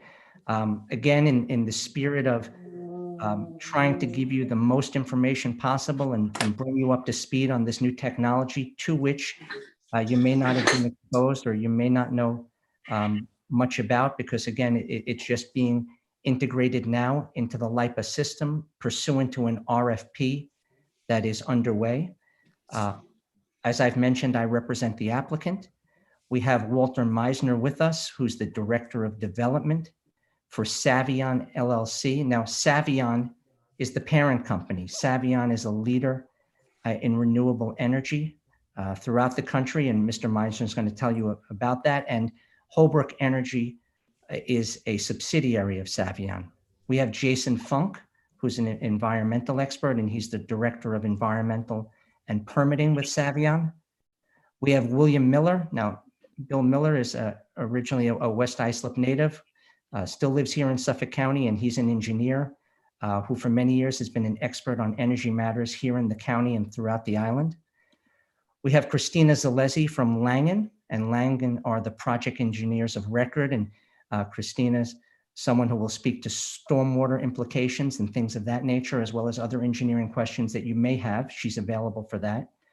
And we have Robert O'Neill, who is a managing principal and a sound engineer with Epsilon Associates, and he'll talk to you a little bit about the sound analysis that was done. Now, there was sound modeling that was done and that was provided ahead of time to the board. There were visual renderings that was done. There was an EMF study that was done, and all of those matters are all part of the record. I'll just note that for the record, in addition to a memorandum that I provided, which I'll get to a little bit later, and that discussed the nature of why characterizing this and designating this as a public utility for special exception purposes is appropriate pursuant to applicable law. Can I ask a question about that, Mr. Squadron? Yes, sir. Or do you want me to wait until you get to that? Oh, no, I'm happy to take that as you see fit. All right, so 68341I. It is I, yes. Says public utility is permitted after a special permit after public hearing in front of the zoning board. public utility, but where no repair or storage facilities are maintained. And yet I notice in the call of the meeting that you're asking for an interpretation as to whether utility scale battery storage constitutes a public utility. Even if we find under that language that you're a public utility, aren't you precluded then from the special permit by virtue of the storage? No, sir, and I would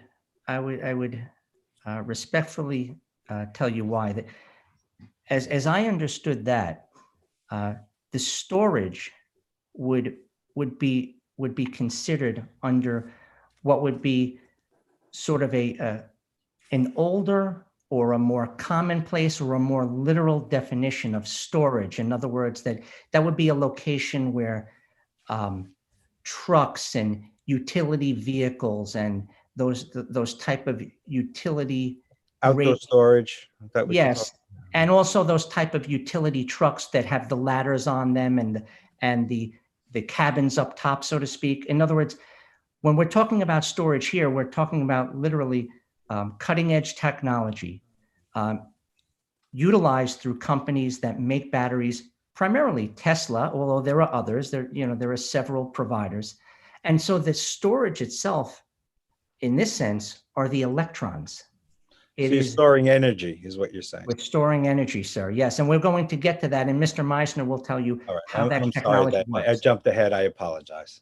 No, and we will, but I do appreciate the ability to clarify, because under a traditional analysis where one would say or utilize the word storage, that would refer to trucks and utility vehicles and all of the things that accompany that might be in a utility storage yard, that maybe even support, let's say, the running of a plant or things of that nature. But none of that is present here at all. So it will not be that type of situation, nor will it have that type of impact. Thank you. If I could just jump in. Good evening, Mr. LaSquadro. Good evening, Mr. Wexler. This really boils down to the two issues that were put forward in the calendar here. Who is going to speak to and guide us? Because I'll speak for myself. I'm not an expert on what a public utility is, although I've been scratching some notes, actually, as we were speaking. Who is going to speak to us to explain how this is more akin to a public utility than any other entity? Well, who's going to be the one? Mr. Wexler, that would be me, and I could address that now. It was something that I was going to talk to in part at a later point in the presentation, but I think it's very appropriate now, and this way then we can delve into other things. I do, of course, very respectfully rely on the memorandum that I presented, and the memorandum speaks to prevailing case law and authority in the state of New York. Interestingly, one of the cases that's always cited, not just here, but throughout the state is a decision by Justice Stark, for those of us who remember Justice Stark here in Suffolk County. And this is, Mr. Wexler, what Justice Stark said in a case that's cited even by the Court of Appeals.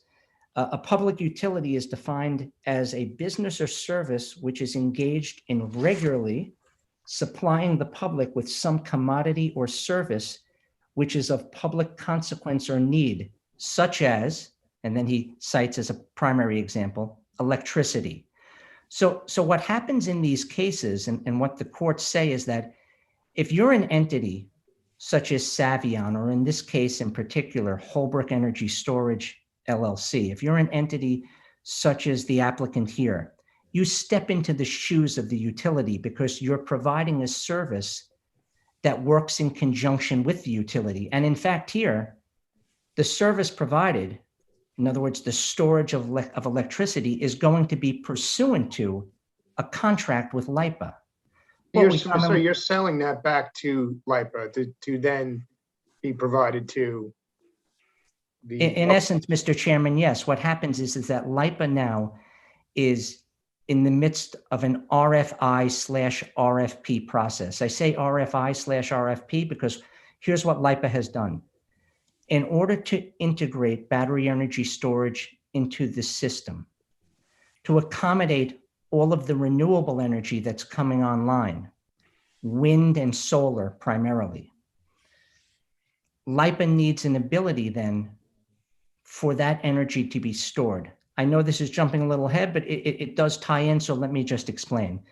What happens is as follows. We all know that there are mandates now, been very well publicized from the state of New York, that by the year 2030, 70% of all energy in this state must come from renewable sources. That means, again, primarily wind and solar, because outside of the border with Canada, there really is no hydroelectric power. So it's wind and solar. We also know on Long Island, there's only so much land, so there's a finite amount of solar that will be placed. But we also know that there are going to be these very significant wind projects that are actually going to be coming on shore in the town of Islip. So what happens with respect to renewable energy in order to meet these mandates? Well, here's what happens. We know that there are times, living in the Northeast as we do, that the sun does not shine and the wind does not blow, but yet you have to meet the mandates. And of course, it also falls into, or it's in furtherance of, the additional mandate of backing down fossil fuel energy generating sources because they're considered to be very polluting. And we want to improve the environment as a result of that. So the way you do that is to have battery energy storage systems placed strategically throughout the LIPA grid. Because when the sun is not shining or the wind is not blowing, energy then can be uploaded and downloaded accordingly to make it available for Islip residents and other ratepayers when they need it. So that is all part of the process by which, and the goal by which, renewable energy will be proliferated throughout the system. And then, Mr. Wexler, this is how it comes full circle with respect to your question. Because this is what's happening, and LIPA has put out this request for information, LIPA, as part of that, has indicated 19 locations initially throughout Long Island that are called preferred POIs, points of interconnection. And they relate to 19 locations where there are substations right nearby that the battery energy storage systems can be placed. So they'll be able to hook into the grid, if you will. Holbrook is one of those locations identified by LIPA. So here, the applicant will respond to the LIPA RFP. And if LIPA grants an award, then there will be an agreement, a power purchase agreement, a PPA, if you will, with LIPA. And then, Mr. Wexler, with respect to the public utility analysis for the special exception, the applicant, if you will be stepping into the shoes of LIPA because it is electricity that will be uploaded and downloaded pursuant to an agreement with and as mandated by LIPA. So, Mr. Squadro, LIPA identified these sites and points of interconnection, right? Yes, sir. Did they do any outreach into the community to explain to the community what that meant for the community? Or did your client do any outreach into the community? We have 60-something people here ready to speak. Yes, sir. I've done a little of this work over the course of my lifetime. And usually what that indicates to me is that, you know, a lot of times nobody's spoken to folks, or they have spoken to them and they just don't want to hear it. So which is it? Well, it is the latter, although I can't say that the folks do not want to hear it. Let me tell you what we've done. Obviously, I can't speak to what LIPA has done or not, but I do know. If you knew, that's all. You're not responsible for LIPA and what they do or don't do. So let's be clear. Well, thank you. But I can tell you this: there's a primary community located nearby known as the Colony. And we did reach out, and we started reaching out to the Colony actually several months ago. Excellent. And there are some folks there who were very helpful in trying to interact with us. And there was one board member in particular who sort of made herself liaison with us. So we sent information and we had ongoing dialogue. Now, I will say this, and no fault at all of anybody at the Colony, I mean, nor the applicant too, for that matter, but even though there were efforts made over the course of several months because of COVID, and I think perhaps some people being sick, others quarantining. It became harder for the folks at the colony to arrange for a meeting. However, finally, there was a meeting that came together last night. There were quite a few people who attended. It was a Zoom meeting. So information was shared in that way. And then everybody who attended was able to ask questions, and everybody was given their say. And that went on actually for several hours last night. So the simple answer is we've tried to do everything that we could. You've made an outreach effort. Yes, and we've tried to do that. We've Okay, tried thank to do that in a sustained way. That's important. Thank you. If I may, Mr. Lasquadro, I'd like to go back to the original question that I had. I guess the utility of what is a utility. And I've been, because I think that's central. Let's assume that this is green, that this is good. This is the direction the state and the world would like us to go. So let's get that out of the way. And I'm still, I think preliminarily, we have to determine whether or not this applicant is more, and I've been scratching some notes. In fact, when Vinny Messina was asking you questions, I thought up 3 more things. Sorry. Bad. So on one side, what we know is a utility. We know LIPA is a utility. We know Long Island Railroad is a utility, and PS&E&G. We just know the utilities. On the other side of the scale, I wrote just oil storage tanks, like you see out in Riverhead. Okay, those are not utilities, yet they store energy, just as a rough analogy. The issues that, and again, I think since this is an interpretation, the board is going to have to reserve. And I have not seen your memo yet. And knowing you as I do, it's probably so in-depth, but which is a good thing. First, I'm just trying to say, and I'm making a 2 sides here. So I know, is this closer to what we traditionally believe is utility, or what is a non-utility? Some private entity like oil storage tanks or gasoline storage tanks. All of the utilities that I could think of are all monopolies, right? We know LIPA, the railroad, they're monopolies. That augurs to me toward a utility. This application is not a monopoly. It's just, there could be 3, 4. In fact, the very nature is there's going to be a bunch that are going to come up to help store electricity.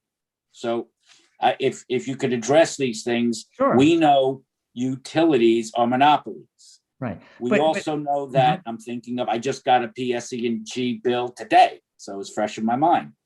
We know that they're regulated by the state, by the county, whoever else regulates, the federal government, PSE&G. So that would augur, and then if you write these down, you can explain to us, which is it? Is it more like the traditional utility, or is it the oil storage tanks or gas storage tanks? Well, and let me just finish. Sure. The other issue that I came up with is that they're subject to regulations, fixing rates. I call it price fixing, but it's fixing rates. Additionally, there's public control over LIPA and PSE&G and the railroad. And also another thing that I thought of is, I know from my work on railroad cases, the railroad has, and so does actually LIPA and PSE&G, they have eminent domain ability, because we know they are traditional. So we have to figure out which side of the ledger this application is on. So just of those 3 or 4, I'm sure there's a lot more. However, those are the only ones I could think of. How does this company fall on either side of the line? A, it's not a monopoly, correct? Well, to follow the line of the case law and the prevailing authority set forth in my memo, but yet also then to follow the logic and the thread of your analysis, the applicant is stepping into the shoes, if you will, of the monopoly, in this case, LIPA, because what's happening is this: the applicant first has to receive an award pursuant to the RFP. Let me just interrupt you 1 second. Yes. Just so you can straighten me out. Suppose LIPA said, we need somebody to build gasoline tanks next to our facility because we have hundreds of trucks. So we would do it, but we want you to step in our shoes. We don't want to build it. We don't want it. We don't have the ability. You do it and you will step in our shoes and you will be facilitating a known public utility. You will be supplying us with motor fuel. How is that different? Well, I'll tell It's you a how contract. but I'll tell you how that's distinguishable Okay. because in that instance, the service provided or the activity engaged in is not the activity for which the public utility exists. In other words, that's just something ancillary. That's So what gasoline you're saying, supplied Mr. to the truck. Squadro, is that what's happening here is that the LIPA is contracting with an entity to do what it itself would normally do, right? The same activities that it itself could normally. Yes, sir. So that there's really no difference because it's done pursuant to a license with LIPA and it's doing exactly the type of acts that LIPA would do. Yes, Mr. Messina. And in fact, what happens is this is how LIPA provides electricity. LIPA does not go out and build its own plants Anymore. whether it's a solar energy generating facility or whether it's a battery energy storage system. LIPA contracts with an entity pursuant to an RFP, enters into a contract, and then LIPA, and this is a critical part that comes then back full circle for Mr. Wexler's information. LIPA then controls the nature of what's happening. In other words, the flow of electricity in and out of the battery energy storage system project is actually mandated by LIPA pursuant to the needs that LIPA establishes for the benefits of ratepayers.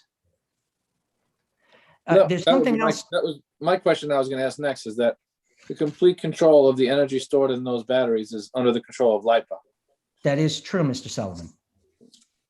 Is there, Mr. Lasquadro, is there case law anywhere in the country where courts have said, yes, when you do this sort of arrangement, we give you the magic wand and now we treat you as if you were a public utility? Is there case law? Yes, and in fact, those are the cases. There are several cases that I cited in my memorandum, and Okay. one of them that I mentioned was actually, it's always been a case that's very prominently referenced, is a case that was actually authored by Justice Stark here in Suffolk County for. Right, but that's got to be 30 years old. I mean, that's. But it's. Hey.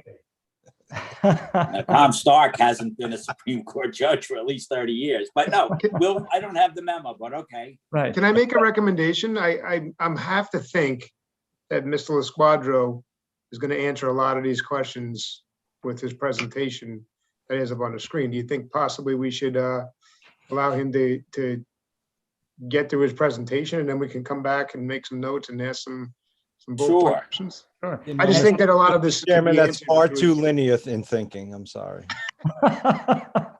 Well, I have to believe that he's going to have a lot of these answers in this presentation. But I think actually, Mr. Chairman, and I thank you for that. There are a lot of things that will come to light and they'll be helpful because they'll put things in an overall context.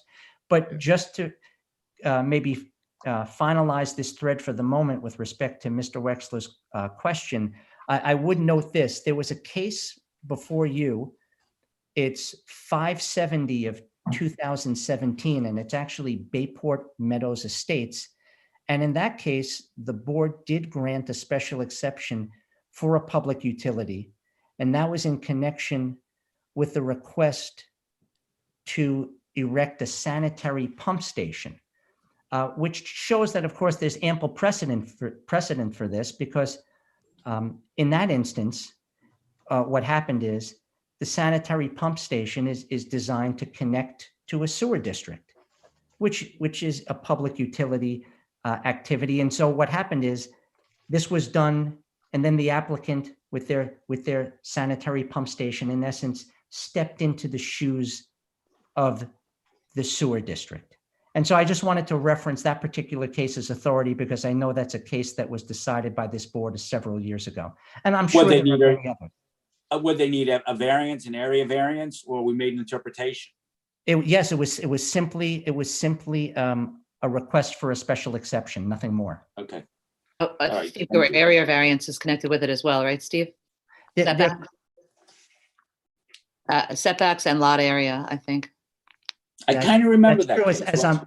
true. You're correct, Ms. Pizarro. I'm looking here, and there was also a request for a side yard variance. No, I'm correct. I said it first. Uh-huh. And then a rear yard variance as well. Mary's always correct. Mary's That's always. right. I just merely reference that as an example of things that have happened because sort of at this point, the case law and the concept, if you will, is fairly well established and recognized. That's the only reason that I reference that particular matter. So the only other thing, Mr. Lasquadra, I'll preview for you. You can answer it when you do whatever in your presentation, but we have special permit conditions. I think it's in 6834, if I'm not mistaken, of the code. So if you could let us know how this application would meet those special permit considerations that we're required to weigh. All right. Yes, sir. Thank you, sir.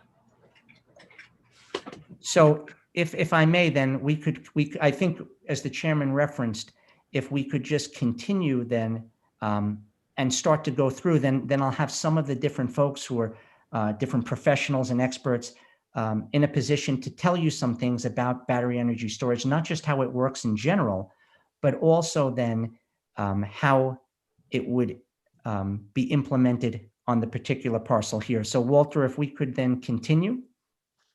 I know we've introduced everyone here. What I'd like to do now is pass over to Walter Meisner, the Director of Development, as we've referenced with Savion, because Walter will take this opportunity to tell you about Savion in general and who they are, and also about battery energy storage and how that functions as a technology. So Walter, if you would. I am Walter Meisner. I'm 126 Fairfax Court, Phoenixville, Pennsylvania. As Steve indicated, I'm the Director of Development and managing this project. I think just thank you very much for the time, first of all, and hearing us present this evening. I think that it's important for us to kind of set the stage a little bit on who Savion is. And, we're represented by a few windows in our Zoom call this evening. But, we take pride in the fact that we're kind of a nationally footprinted company. We have one of the largest portfolios of solar and battery energy storage in development in the country. It's a large company. It's relatively newly founded. However, all of us come from an immense background of development in the renewable energy storage and solar space, also in wind. I know a number of us have a wind background as well. We're backed by a company called the McCreary Group, which is a large financial institution that provides us with funding and capital. I think just, to carry on with that concept just a little bit is it's important for us to also, share the idea that we have a lot of in-house expertise across, all the entire country. The global footprint of our parent company also provides, global aspect and input as needed. And then we don't just simply rely on that, but we also reserve local expertise as well, as you'll see throughout the evening in engineering and special counsel as well. Because we know that there's definitely local aspects to all of these projects that we propose. So if I can just, briefly, I don't want to belabor the points, but Stephen was very kind in sharing a number of the aspects of battery energy storage. But I think it's important to just kind of maybe take a couple of those points and just kind of reaffirm them. And that is why battery energy storage? What's the purpose of it? As you'll see on the Mr. Meisner, I don't mean to, Mr. Meisner, I don't mean to cut you off, but it's going to be a long evening. I think we all understand the basics of storage of energy and batteries and LIPA, and it's a good thing to have. We get that. I think we all understand that. You don't have to go on because we'll be here till 4 a.m. Well, I'm not going to be, so. I can That's certainly why I'm talk till saying- 4 a.m. Yeah. Are you a lawyer, sir? Yeah. Am I a lawyer? It's a joke. It's a joke between Mr. Wexler So, and I. That's all. We get it. No Battery worries. energy is Okay. good. Would you like a 101 course on the battery? No. Sure. No, we if it's quick. I'll Like give you a two quick batteries. energy. Thank you. 101 is effectively, this is on the picture on the bottom left is what we would be proposing, something similar. There's many different products, but this is a container. Inside are batteries stacked together. These are temperature and climate controlled. We essentially have the batteries are connected to inverters. The inverters take it from AC to DC. From DC to AC. Alternating current, and then we collect all of the power from these together to a transformer and step it up and connect it to the grid. How much noise do they make? Are they noisy? I have a feeling that might be an issue. Certainly, we did a noise analysis, and I can push us to that rather quickly if you'd like, and have our experts speak to that. Quickly they is do good. generate sound. We always like quickly. What are the decibels? Do you happen to know the decibels? I have a slide with that. We can get to that right away. I will fast forward. This is our site plan, which you all have in your package. Effectively, these long containers are those containers. These are our inverters, and this is our substation, rather simply put. And I will note, just before I hand it back over to our expert, and we can talk about the sound, if that's all right, this is our electrical connection, and we're proposing to interconnect at the West Bus substation for LIPA. So this just kind of gives a little perspective on what we're hoping to do electrically. So each of those units appear to be like a tractor trailer box, right? That is certainly, yes, that's okay. correct. And how many of them are you putting on the site? I've lost count. I can count right now. There's approximately, help me out, somebody. Jason, do you remember?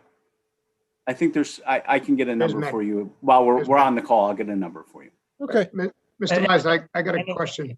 If I just may, the reason that that number is essentially an approximation, because the exact number of containers on the site will not be known until the nature of the LIPA award itself. In other words, the LIPA award will dictate exactly what goes on the site.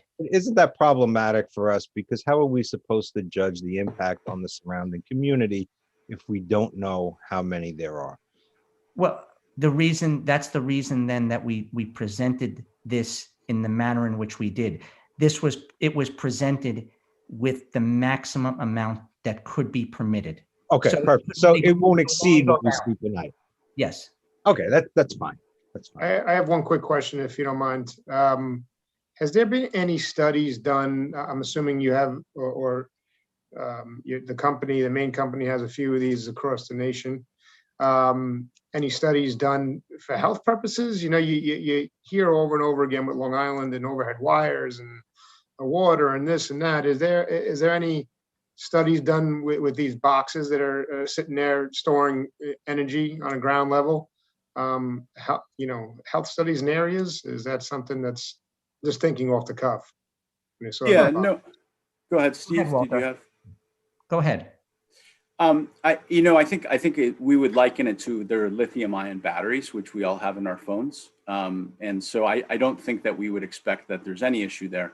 One of the points that you make is kind of a connection to an EMF, or electrical magnetic frequency study, I believe is the name of it. And that's something that's often, kind of done in correlation with electrical overhead lines. And we did have a EMF study, which the ultimate finding Jason can speak to directly, but the ultimate finding was that there is no impact whatsoever from this project. And there's no special legislation as there are, for example, with cell towers that prohibit us from making that inquiry as part of our decision, right? No, not that I'm aware of. Okay. No. Thank you. All right. If we can move it along, it'd be great. Sure, we'll keep moving along. Well, yeah, if I can just say this, I believe at this point I've addressed the special exception requirements. Well, in part, let me, if I just may quickly, just so we can finish addressing this point. There's the second part of the analysis, which is whether the proposed storage containers represent accessory structures without a principal use. And in essence, Mr. Chairman, the way this works is as follows. The containers are the principal use. So they're not accessory structures. They are the principal use. And we have to look at them in this way. And that is that each container represents the principal use. And then all the containers as a whole constitute the principal use as a whole. But there are no accessory structures without a principal use. Yeah. And in fact, there's no one container that serves as a hub and others then fan out from it, or there's a radius. So I just wanted to make that clear because I think that does address that issue. Yeah, so I'm a little puzzled, Mr. LaSquadra. Then why do we have to make an interpretation? I'm not understanding. Well, my building department had some concern? No, Is that yes, it? Oh. that's just the way the denial was written. Okay. Yeah, no, I understand that. I didn't know if there was a reason why, that came from the applicant or, if that was a request of the applicants. No, sir, it was not. Okay. So, Mr. LaSquadra, what you're stating is that any container that's on this property, if so be this property for this use, will be some sort of principal use holding the batteries inside. There's going to be no empty. That's exactly correct. So it's really a non-issue.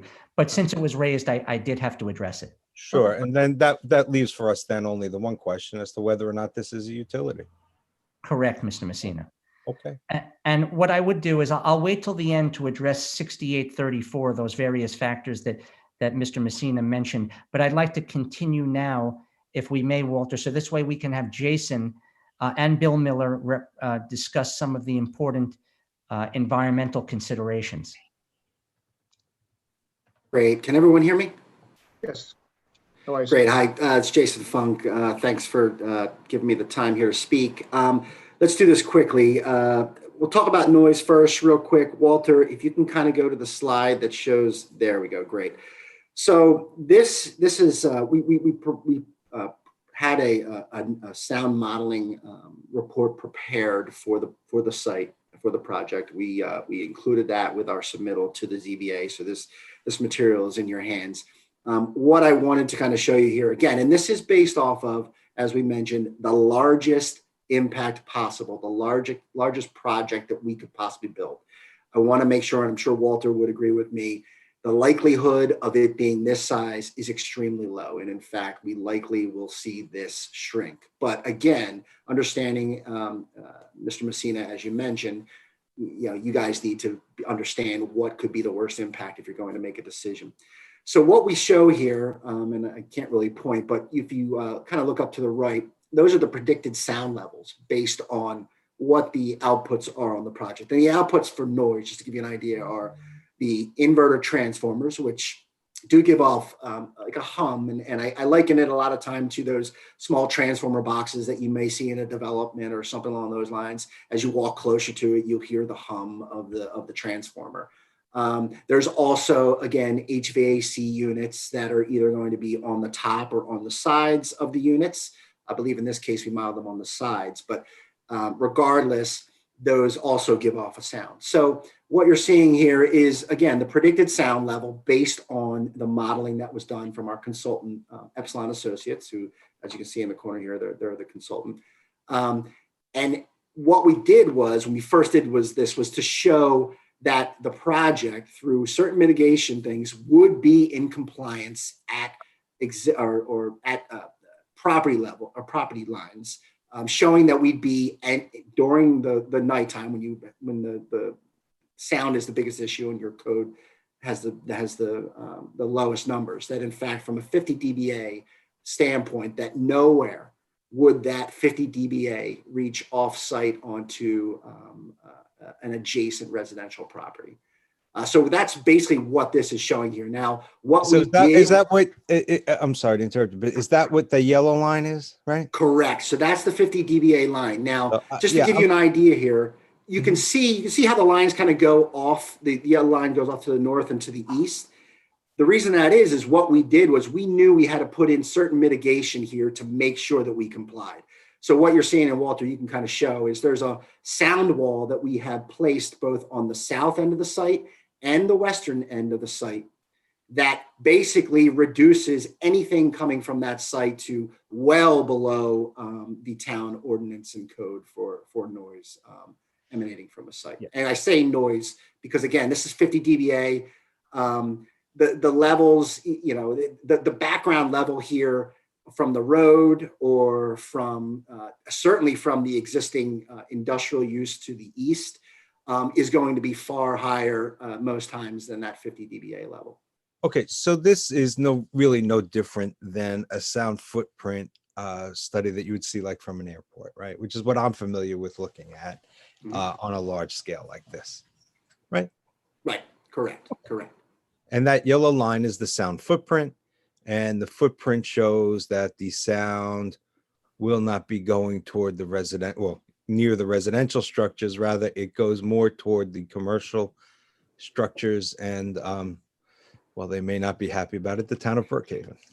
Right, and again, that's specifically due to the fact, the main reason there again. Well played, sir.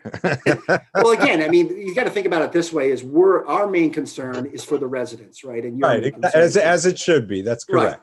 And that's why we place the sound walls. I mean, these are these sound walls are typical sound walls. I mean, you know, you see it along like either a roadway. You know, we have them, and I can show you in the visual rendering as we move along here.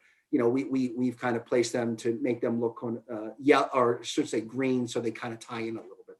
So those are the kind of sound walls that reflect the sound; they don't absorb it, right? Correct. Okay. And the best place, I think we can agree, to mitigate sound is closest to the source, right? Correct, and that's another good point. Which is exactly what it seems that you have done with respect to that portion near the residential area. Right, and another thing to point out there is, as I mentioned before, if and when this project shrinks, and I think we believe that it likely will, we just don't know by how much, but assuming that it does, certainly the plan would be to move those containers to a portion of the property where we're further away. So maybe we don't need as much mitigation, for instance. You know, maybe the fact that it's a further distance from the receivers, that we wouldn't need as much mitigation. But we wanted to be able to show that. Yeah, but you want to be good neighbors, and even if you don't need that much mitigation, you're going to do it, right? Exactly. So let's go back to above and beyond, right? The bare minimum. Sure. I don't know. Does anyone have any other questions on sound? And the reason I say that is we do have online. He may be muted and not be able to talk, but we do have Rob O'Neill from Epsilon. If there's specific questions that you need, more technical, but again, I think the slide speaks for itself. Okay, thank you.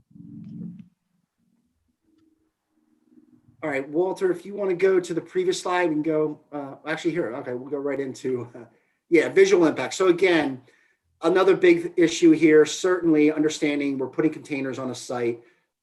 We wanted to do a visual impact assessment. We provided that information to the ZBA. One thing before we go into the pictures themselves, again, number one, we did include the sound walls in the visual assessment so that would, it would be true to what we're designing at this point. But also wanted to make mention that I'm sure most people are aware of the site, that the actual site itself from Furrows Road kind of dips back down a few feet. So the containers themselves are already somewhat hidden just because of the topography change. So that was kind of a good thing there. But again, we more or less, every time we do this, we want to show the visual impact. So Walter, if you go to those couple slides. So what you're looking at here on the left, these are two different renderings, this one and the next one from Furrows Road, basically looking from the colony to across Furrows Road. So on the left is existing. As you can see, the lower green fence there, that's the existing fence along the property line adjacent to Furrows Road. Immediately to the right, what you'll see is if you look real closely, and Walter, if you can kind of point out in the middle there, you'll see the right back there, that is the sound wall. So you can kind of see where the top of that is. We retain all the existing vegetation and then include additional evergreens. And this will go along the entire length of Farrow's Road where as needed. And again, here's another shot here. This is an area that's a little bit less filled with vegetation. So certainly you can see the sound wall a little bit more. The green object, the dark green object is the sound wall? Exactly correct. And how high is that exactly? So that particular sound wall is 18 feet high. Thank you. And again, so that's after being installed. So obviously those evergreen trees certainly would grow and continue to grow over time and be part of our maintenance. Okay, Walter, you want to go back to there we go. So one of the bigger things that, and we left this in here, I think for the town's benefit as well, but this was certainly something that the folks from the colony really were anxious to get an update on, and that is the site remediation that's been ongoing per the consent order by the New York State DEC. We had our consultant, Bill, who's on the line here, actually last Friday head out to the site to take some photographs of where things stand in regards to that remediation. These pictures here are more or less showing where the large excavation for the illegal sand mining operations years back. I'm sorry, Mr. Funk, what was there before? A sand mining operation? Yeah, there was. So there was on the very western side, there was a large sand pit, which was, I don't know how many feet, but it was quite deep. And then immediately to the east of that was the area that had the consent order for the cleanup. So while you can't really see it here, it's more or less in that top picture, for instance, top left. Just to the left of that is where the remediation and removal action in certain areas of the parcel took place. And then, of course, in the center of the picture there is more or less where they've been backfilling that large excavation area. More or less, what I wanted to bring up here is that we have had conversations with the DEC. Again, we, not being the current property owner and not being the individuals who were charged with the consent order to do the cleanup, we can only kind of get it kind of secondhand, so to speak. But in fact, the remediation itself has been completed. The property owner has, and this is kind of a timeline here, the property owner has completed all the on-site remedial work. They've submitted the closure report to the New York State DEC and are simply just awaiting approval of that closure report. And Walter, maybe you can kind of speak to that, but you in fact did speak to the DEC, I believe, today. Is that correct? I did, in fact, speak with a representative from the DEC today, and they confirmed that our understanding here that we kind of put together with various different sources was indeed accurate. And again, the understanding here is that, and we want to make this apparent, I think we've made it apparent to the residents, we want to make it apparent again to the town. There will be no work done on this site. And obviously we won't have a permit to do so from the town either, but there will be no work. Savion / Holbrook Storage LLC will not be moving forward on this project until all approvals from the DEC for the closure of the remedial action is in hand. The site of the remediation is part of your leasehold, though, is that right? That is correct. Yes. Okay, thank you. So again, that's another good, I think, story from DEC and New York standpoint is this is truly beneficial reuse of a former contaminated site that is now being utilized for green energy. One quick question. I can't get it out of my head. The RFP, I'm assuming from LIPA, the utility, is it multiple people or companies that are involved in this RFP, or you guys are saying you haven't gotten the RFP yet? But you mean multiple responders, Mr. Chairman, to the RFP? Excuse me? You mean multiple responders or bidders? Yeah. I'm just curious on all of this work. I could speak to that a little bit, Mr. Chairman. The process that LIPA has set forth is a two-part process. What they do sometimes with RFPs, that may be more complex or expansive is that they'll do a first part that they call an RFI, which is a request for information. So they will solicit information from all sorts of interested folks, renewable energy companies, et cetera. And at the same time, as part of that RFI, they reveal information to the public and to these companies, indicating what are preferred locations, such as I referenced earlier. And what LIPA has said is that with that now having been done, and with a number of companies having responded to the RFI, they're passing on to the next phase, which will be the RFP, which is anticipated to happen the very next quarter of this year. So it is moving along at a good clip. But I guess my question, Ms. Losquadro, and I just don't know, so I apologize if I sound uneducated about this. You guys are moving forward like you got the RFP. You're spending a lot of time, energy, neighborhood meetings, town meetings. Well, I hear your point, Mr. Chairman, and I think that's the nature of investing in and preparing for doing this type of work. Now, I think implicit in what you're saying is something that I referenced earlier, which is, of course, LIPA has to grant an award, and perhaps LIPA may not grant an award.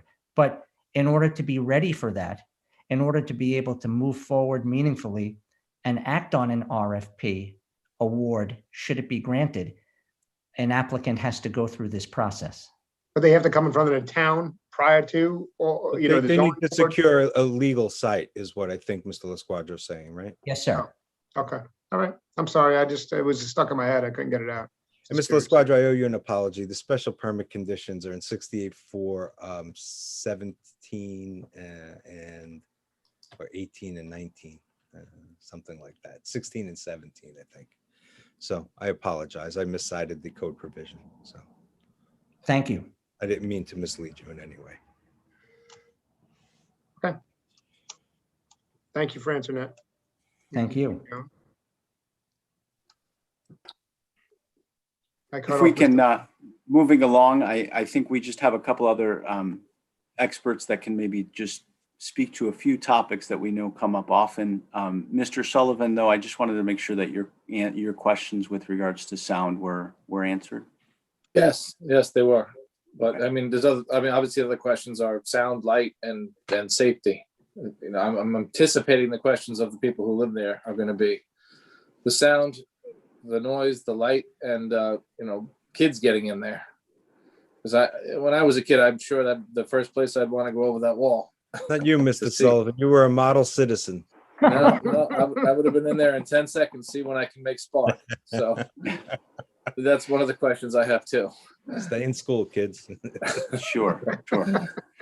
Well, I think a couple of the other topics that we frequently are asked about, we have included in a few more little slides here, and then we'll be close to done and can field some more questions. But I'd like to maybe hand it over to our engineer of record, Christina, just to speak briefly on our approach to stormwater.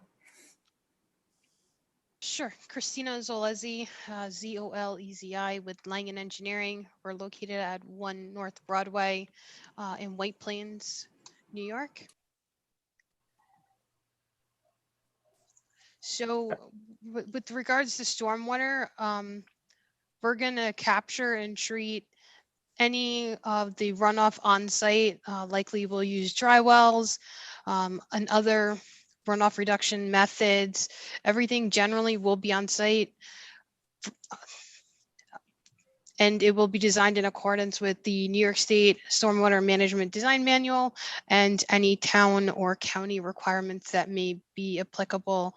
We may look into using potentially permeable gravel roadways to help reduce some of the stormwater quality impacts.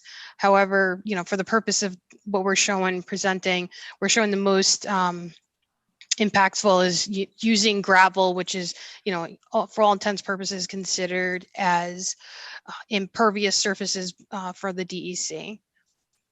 So I see this slide says that stormwater management will be incorporated into planning board submittal required for project approval.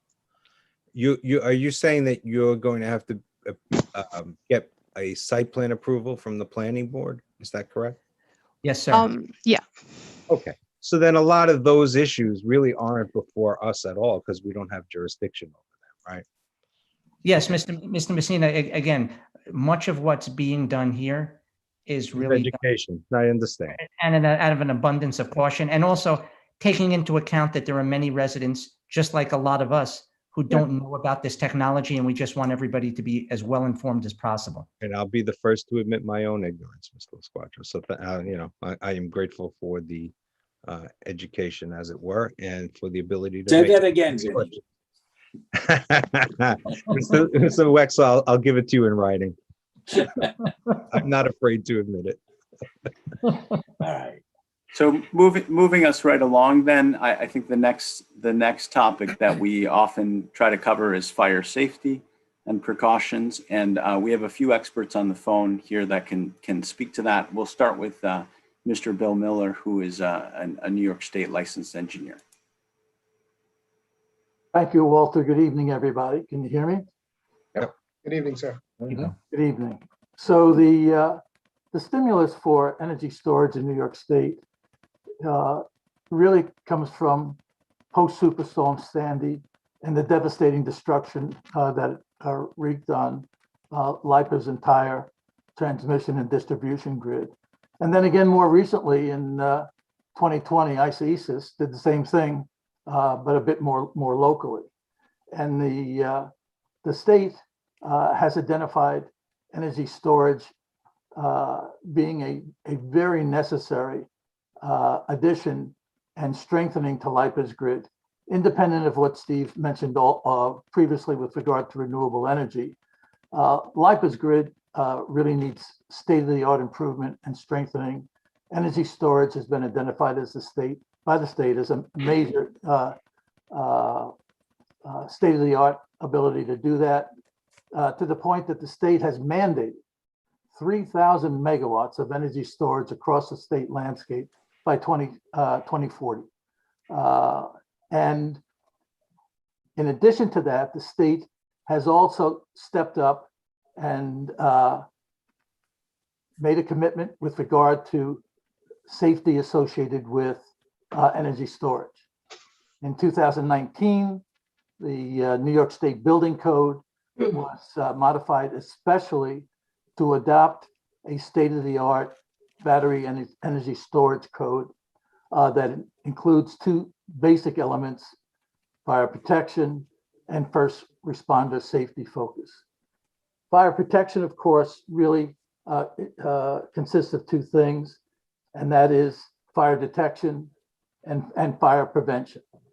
It's my understanding, as I've interviewed those that have contributed to the code, my own review of the code, that it is in fact the most stringent code in the United States with regard to battery energy storage.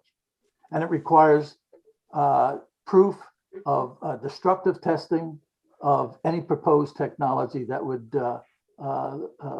be proposed for any utility project. In addition to that, a lessons learned with regard to past experience is the ultimate importance of first responder safety. How to respond to such an unmanned facility, how to respond to sealed energy storage containers. The state of the art now is that these energy storage containers are in fact sealed. There are no entry doors. The fire protection consists of a fully contained onboard system that with state-of-the-art sensors and agents to deal internally with any temperature rise, smoke, or flame. And it also signals an instant alarm. This one would be to the Holbrook Fire Department. And those first responders, again, would be trained on what to do upon arrival. And in addition to the onboard systems that are there in fact is the ability for the fire department to simply turn on a valve and which would activate an internal sprinkler system and flood the system. So we are, protected by, as I say, what I understand to be the toughest code with regard to fire protection and safety in New York. Thank you.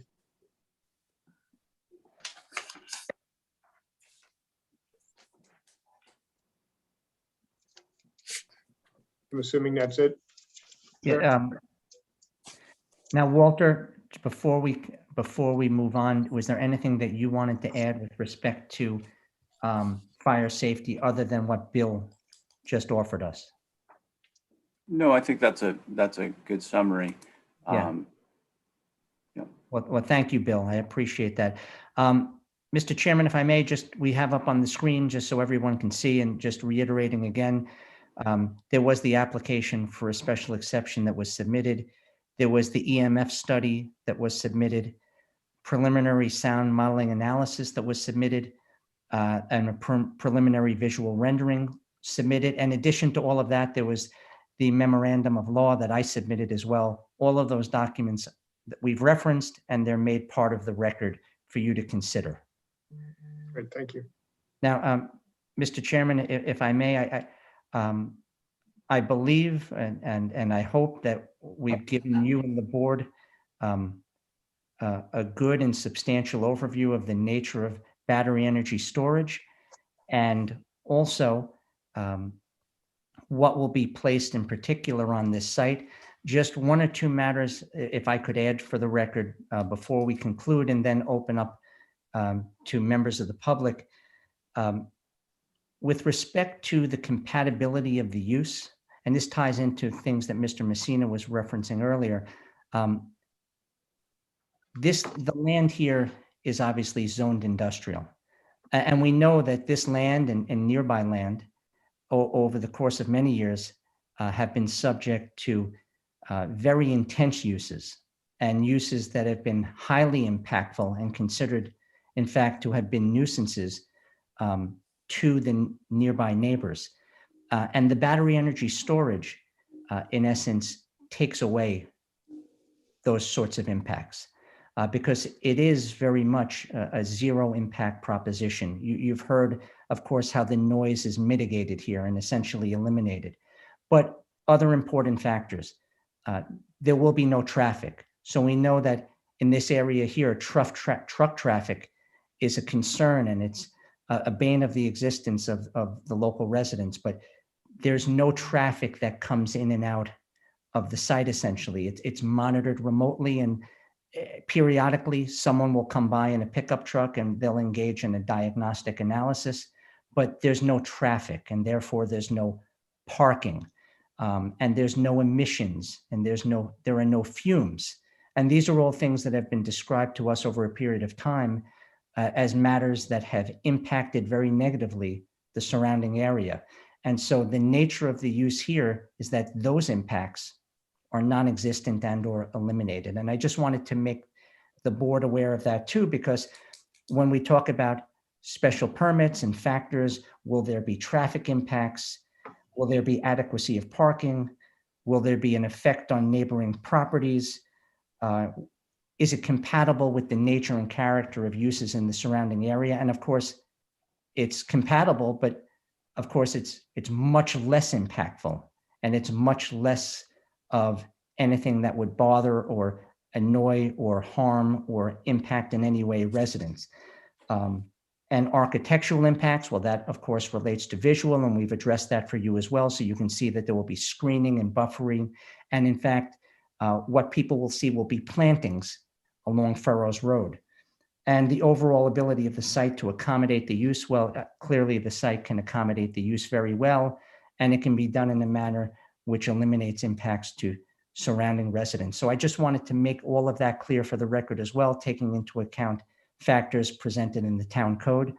And that really concludes what we have to present now. Of course, we do very much hope that you look upon the application favorably, taking into account the legal analysis presented, as well as all the other documentary evidence. And items presented along with what was testified to and presented here tonight. And we're happy, of course, as you direct, to answer any questions that any members of the public may have if you think those are items that you want us to take on. Thank you. Sure. Thank you. Mary, as we know, I'm sure there's plenty of people that would like to be heard in this application. I would just like to say to the people who would like to be heard, we know there's many of you. We want to get as many of you on the record as we can. If there is a single person or a few people that would like to summarize for most of the neighborhood or the people that would like to speak, that would be great. We'll give everyone the time that they request. However, if it becomes redundant, we're going to have to speed it along. I know you all want to speak. If possibly with this new age of Zoom and meetings, if some neighbors hear someone speaking on what they're looking to say, state on record too, possibly they could raise their hand and Mary can take your name and put it into the record as someone who is for that statement that was made. As we will respect everyone's time, just please respect our time too, and let's see if we can not be too redundant and too long-winded on stuff that may have already been said. That being said, does anyone wish to be heard in this application? I know there is, and Mary can bring them in her manner that she so chooses. Okay, so I'm going to start with the person who keeps asking questions in the chat. That is Frida Petrosini.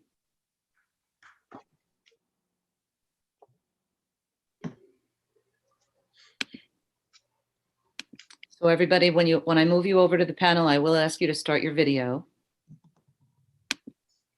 And then unmute yourself, please. And unmute yourself. Hi, I'm Frida Petrosini.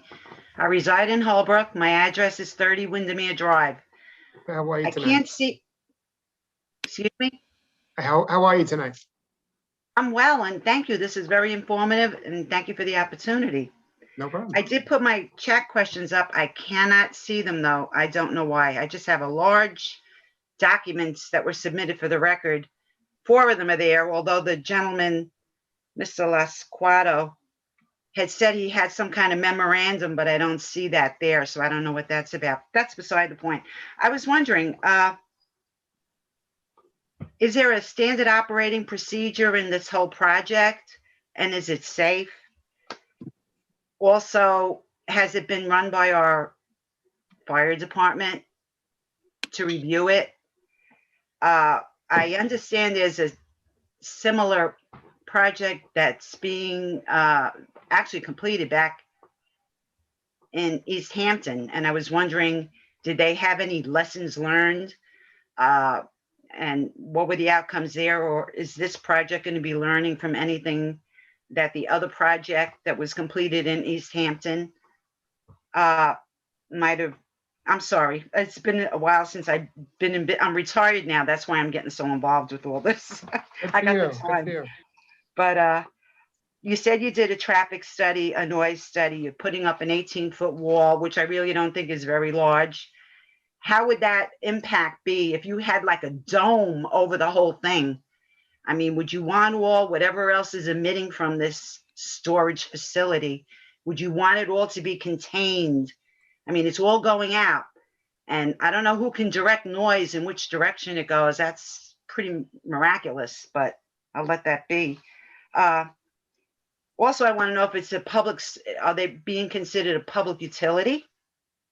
Well, that's what they're here, and that's what they're here for tonight. We have to make an we're asked to make an interpretation whether this battery storage constitutes a public utility. That's why we were asking the questions, learning about it. Okay. Well, the public utilities are supposed to be overseen by the Public Service Commission. So how are they involved in all this? I mean, or does it, is this a stepping stone to the Public Service Commission? Because that's the ones who rule New York State, for utilities. I believe Mr. Lasquadro stated earlier that LIPA or PSEGLI, whatever, however you want to call it these days. It changes all the time. It's not LIPA, that's for sure. It's not And it's not Lilco. I think it's PSEG I believe it LI. is. I think it's PSEGLI. I Yeah. believe it is. You're correct. I always use LIPA in my house, but yes, you're right about that. I believe that they have the control over the energy that's sent to their grid, and they are then, I believe, monitored by the state and federal and all that other jazz that goes along with a utility. As LIPA is, as PSEG is monitored, I believe this would be monitored through the same utility. Okay, so is New York State or PSEG offering any incentives to this company or companies? Where is the residential benefit by having them come in here and doing all this? I'm really, I guess, I'm not for this project and what they're asking, but I don't know. Is this considered clean energy? Is this part of this new, we want clean energy and get rid of gas and everything? I mean, are these batteries just going to sit there? How long are they going to sit there? And what happens if they leak? And this whole, I don't know. Why do we need this project here? I don't know. There are many questions that you have, Ms. Petrosini, and you can maybe draft them and send them into our office, and we can make them part of the record. That would be wonderful. To have all those questions answered one by one right now, there's many other people that it would take a long time, but we have them on a record, and we would love to have you send them in if you'd so choose, and we can get some answers. Two things and I'll go because I want to offer other people time. Sure. There was something printed by FEMA, emerging hazards of battery energy storage system fires. So I don't know if anybody saw that. You could get it if you went, to the FEMA, and they have an interesting article under a grant that they had to study that. Why don't you send us the link to that, ma'am, and we can put that in the record as well for you. Okay. Now, how is this benefiting us here? I mean, what is this going to do? Are these just going to be batteries sitting there? I'm still trying to grasp what they're trying to do. They're not manufacturing them. Where are they coming from? And I don't know. Anyway, I'll go now. I really appreciate your time. Thank you so very much. I wish you all a blessed evening. I want to stay and listen to what everyone else's questions are. I'm sorry I took so much time.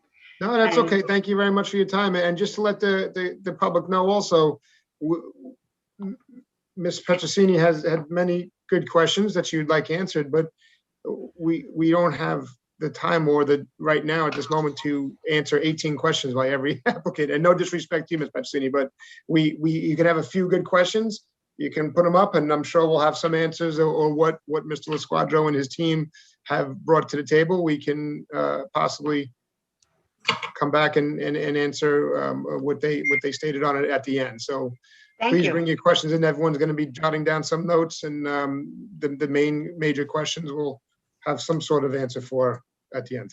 I appreciate that. God bless you. Thank you. All right, thank you. Be safe. You too. All right, Mary, who's next? Gabrielle Corso. Great.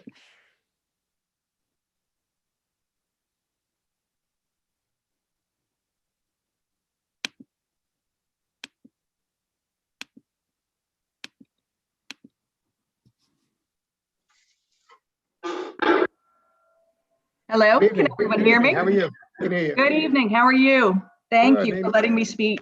No problem. I'm Name and here address with for the record. myself. Hi, I'm here with my husband, Jason Corso, as well. So if you hear someone else chiming in, it's not my other personality. I want to go back to the topic of classifying this as a utility, though.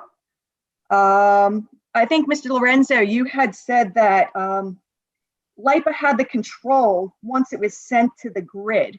So I believe they have the control. Okay, but it doesn't sound like the facility itself. Also, I think there was some more recent, I'm sorry, continue. I didn't want to interrupt you.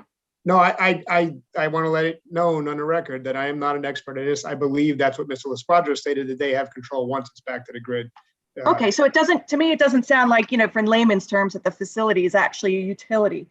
Also, there was a more recent court case, May 9th, 2019, not the one from 30 years ago, where the New York Court of Appeals case law said that every public utility shall provide services and instrumentalities and facilities as shall be safe and adequate in all respects, just and reasonable. And I'm citing New York Energy Association versus New York State Public Service Commission. Therefore, I'll refer to it as BESS. They can't guarantee the safety and therefore can't be a public utility. You look at all these websites, FEMA, what happened in Arizona, and there are incidences of multiple failure points. So it doesn't appear that this emerging technology is demonstrated to be safe, especially so close to a residential area.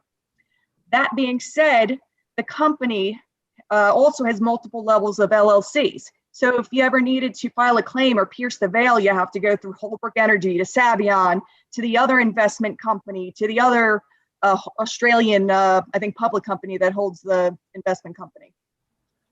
So to me, that also doesn't classify itself as a utility. That being said, I'm located in the community across the street, Somerset Estates, and no one has ever knocked on our door or they haven't tried to reach us. So I just found out about this by chance on social media about a week ago. I would think for the development right across the street that they would have tried to reach out to us like they did with the colonies. Right. I appreciate your time, and I'm sure as these applications through the town come through, you'll have plenty of notification and time with different aspects and different boards on there. Okay, all right, it just doesn't, to me, it shouldn't, because it's not a utility, I don't think it should classify for this special exception. And I hope that the zoning board respectfully denies this request for the special exception. Also, I noticed that the Suffolk County Planning Board failed to consider the big elephant in the room when I think they had an analysis on the project, and they didn't consider the potential for a chemical disaster that could cause damage, maybe kill people. I know, was it you, Mr. Lorenzo, or someone else saying that, kids can climb and get into the facility? Well, I know there's a baby boom in Somerset Estates. That wasn't me. That was not me. That was Dan I was a Sullivan. good kid. Dan Sullivan was the Dan one who- Sullivan said he would have hopped the fence. I tried to help him. I tried to help him and say he was a model We're just citizen. trying to make light of it. He kept insisting. Mr. Sullivan, I would have followed you over the fence. So, Well, there's an that being honest woman said, for you. there's a baby boom. You could do a census, but there's a lot of kids in Somerset Estates again. So I think that should be a concern of the zoning board. Sure. Thank you very much for your time. And again, I'm going to say it again really quick. We on the board here are taking all this information, and we have to review and make our decisions also. So if we seem that we're not coming back with explicit answers to all your questions, that's not the case. We're trying to understand this ourselves and do our research and make an educated opinion on it also. Okay. I think I emailed Ms. Pissarro something for the record, especially from the Arizona Corporation Commission, their comments and their investigation into a fire that they had at one of their facilities. And I think it also included some information on material safety data sheets. Great. Thank you very much. All right. Thank you very much Appreciate for it. letting me speak. Have a wonderful evening. You too. Appreciate your time. Thanks. Next All speaker right, is Mary, who's next? next speaker is Stephanie Volpe, and I'll let you guys know that you have about 17 or 18 behind her. No pressure.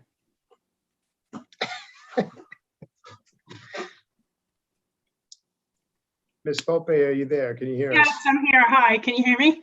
I can hear you. There you are. Hi. All right. Just name and address for the record, please. Stephanie Volpe, 92 Glenmere Way, Holbrook, New York. And if possible, if you have heard the other two speaking, if it's something along those lines, maybe you can. A lot of questions were answered by the presentation. I Okay. just have two that are slightly more specific. Great, go One, ahead. The local fire departments approached and was this project discussed with them specifically? Or is this just, consulting experts in the field? Did you guys go to the actual fire departments and see if this was something they could handle or want to handle or could afford to handle?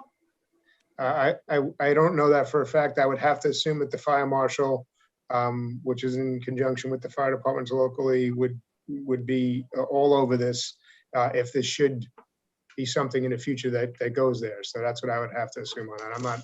I'm not sure if they directly went to the fire department in Holbrook and said, "Can you handle this?" I'm not sure. I hope they would, because we are a big community, and there's a lot of need in the community for their attention.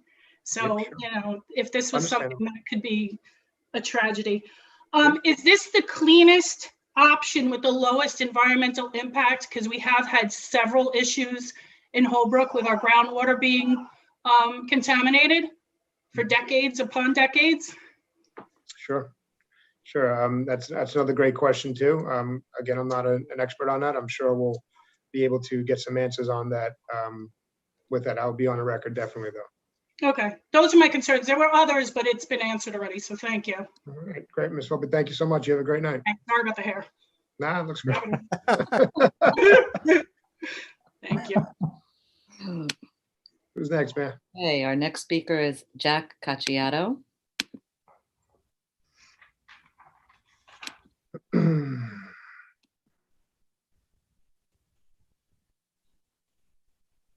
So the people I'm promoting into the panel now are savvy enough to raise their hand. So I'm assuming that they know how to turn their audio and video on. There we go. Oh, now you need audio, Jack.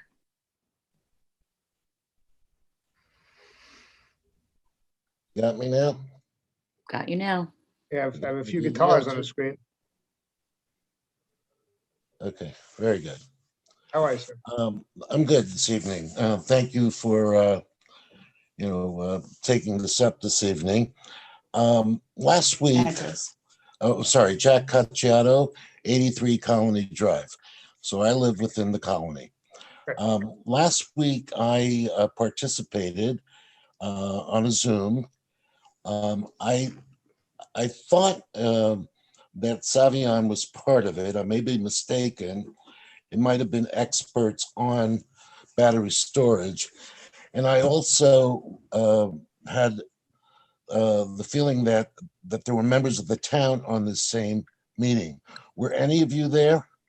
No. We wouldn't be there, sir. We're the zoning board. They have to come in front of us. We don't hear about the applications until the day of, so we would not be there within. Okay, because it was a little bit confusing, and I'll explain why in a second. But going back to the question that the young lady asked prior about our fire department, during this particular Zoom, there was a consultant who was at some point an official with the fire department, not locally, but within the fire department, who specifically said that, it was not foolproof.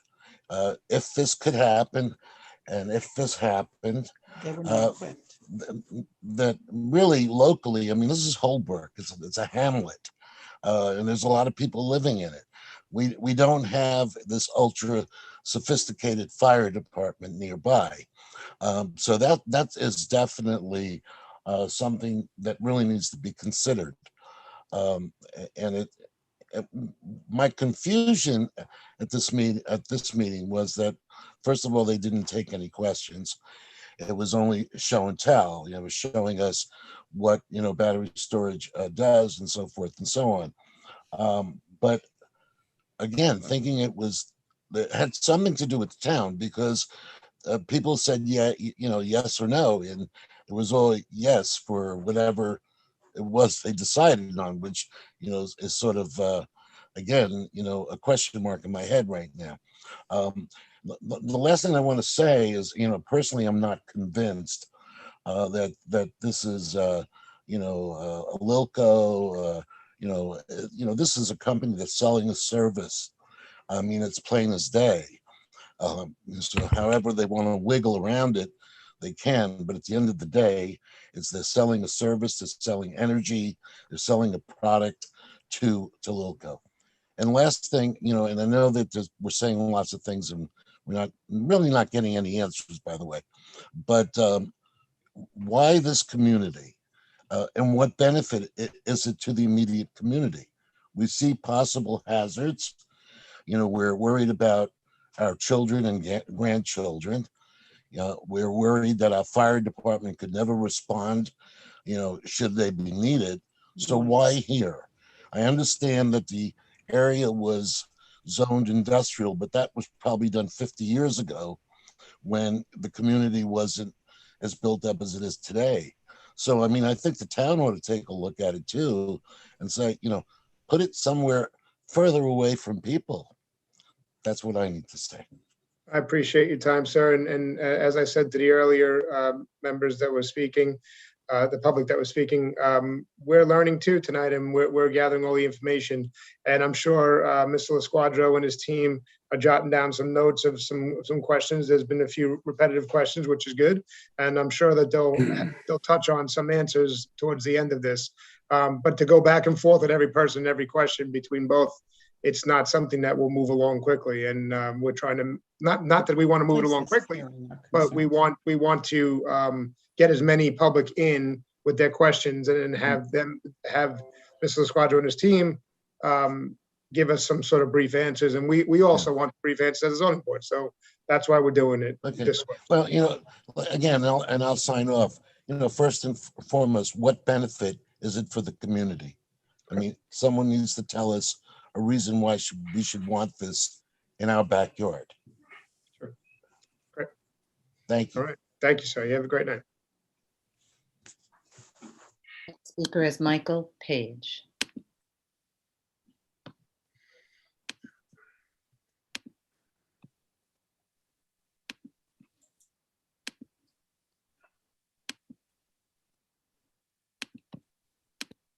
Hello. Hello, Mr. Page. How are you? Yes, thank you for having me. My 85 Colony Drive. I am the next door neighbor to Jack Cacciato, which is pretty strange. He's just to my left, even if I can't see him. That's great. I was at the presentation of Savion last night, and I must say it was very good. It was very informative. So I want to focus on just a couple of things.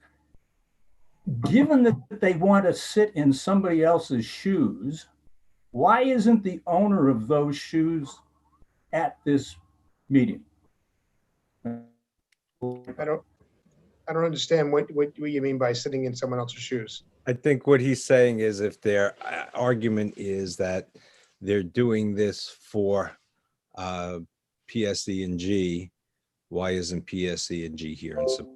Is that correct, Mr. Page? Yes, that's exactly right, because this meeting is specifically about an exemption. So this private company, which, as that lady said, is actually owned by Macquarie Bank of Sydney, Australia, through multiple companies. And the project, I'm actually very much in favor of the general concept of the project. It's really about the proximity to the neighborhoods and the houses, and therefore the location.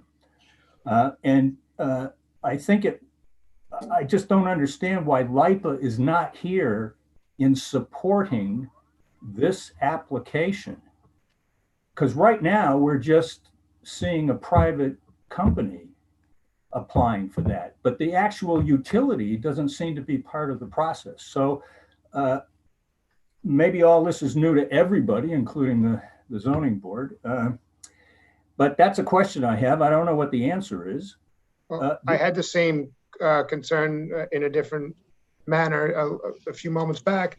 And apparently they have to go through they have to jump through these hoops with the town before they even win this RFP or RFI, I think Mr. LaSquadro was stating, prior to them even being able, PSE&G LI saying, this company is the one that's going to be awarded this there. They have to jump through these hoops to see if it's even feasible first. So that's why I believe that they're not here as part of this scenario. But I do understand that there's many steps of approval for all sorts of different aspects, whether legal, technical, or whatever. I understand that. The other thing that I guess I was surprised was that the local fire department hadn't been contacted by this company, but it may be because it's another step in this process. I understand that. The last thing I want to focus on relates to the Google Earth or Google Maps satellite image of the area, the proposed area of development, but also of the power plant across the railway line. There are a number of empty blocks in there of quite sizable area that seem to be forested. And it kind of connects with my first question about LIPA. Are those empty blocks available for this kind of development? If it is supposed to be part of a utility, why can't they use their own land? Yeah, I don't know that answer. But you can see why it would be nice to have them here. It doesn't really matter about how many hoops you have to jump through. They're part of our community, whether legally they are or they aren't, but they are because they're neighbors. And it just seems odd to me that a utility, which is a sort of a quasi-governmental organization, in a sense, kind of working for us, is not here. And I'd like people, particularly on the zoning board, to think about the use of this other land. And it would, I would think, be easy to connect to the grid because it's all around the power.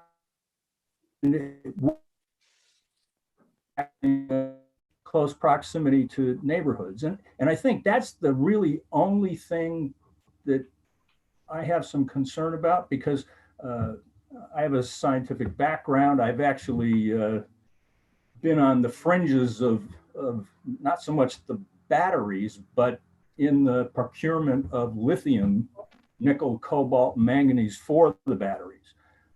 And I'm a firm believer in it, but it's the proximity to neighborhoods that I'm concerned about, because I know the story. I've heard the information about the fire suppression systems, and you can't access it, so you can't get oxygen in, so you can't do the fire. But there's no such thing as a perfect system. That's what snafu is. There's always something that comes and bites you, and if it bites you bad enough, and you have a lot of people living around, then it could be unfortunate. Anyways, that's really all I have to say. Great. We thank you for your time, sir. I appreciate it. Thank you. Bye. Next speaker is Bruce Blank.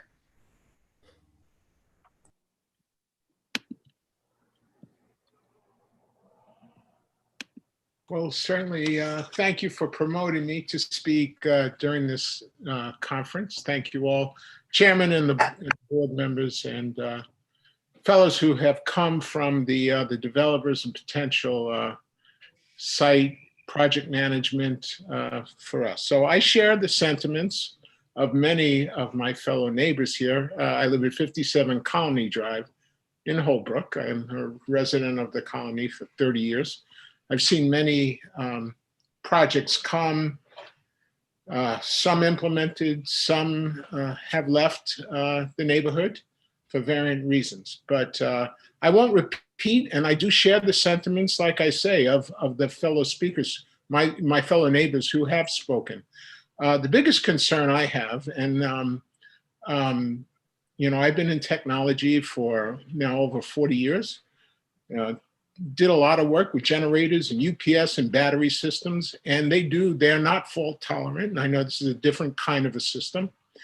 I hear many cases of lithium ion batteries exploding, and, of course, the batteries in smaller products We're talking 16 acres, tractor trailer loads of lithium ion batteries that are sitting literally 50, 75, 100 yards from my house, perhaps, across the street.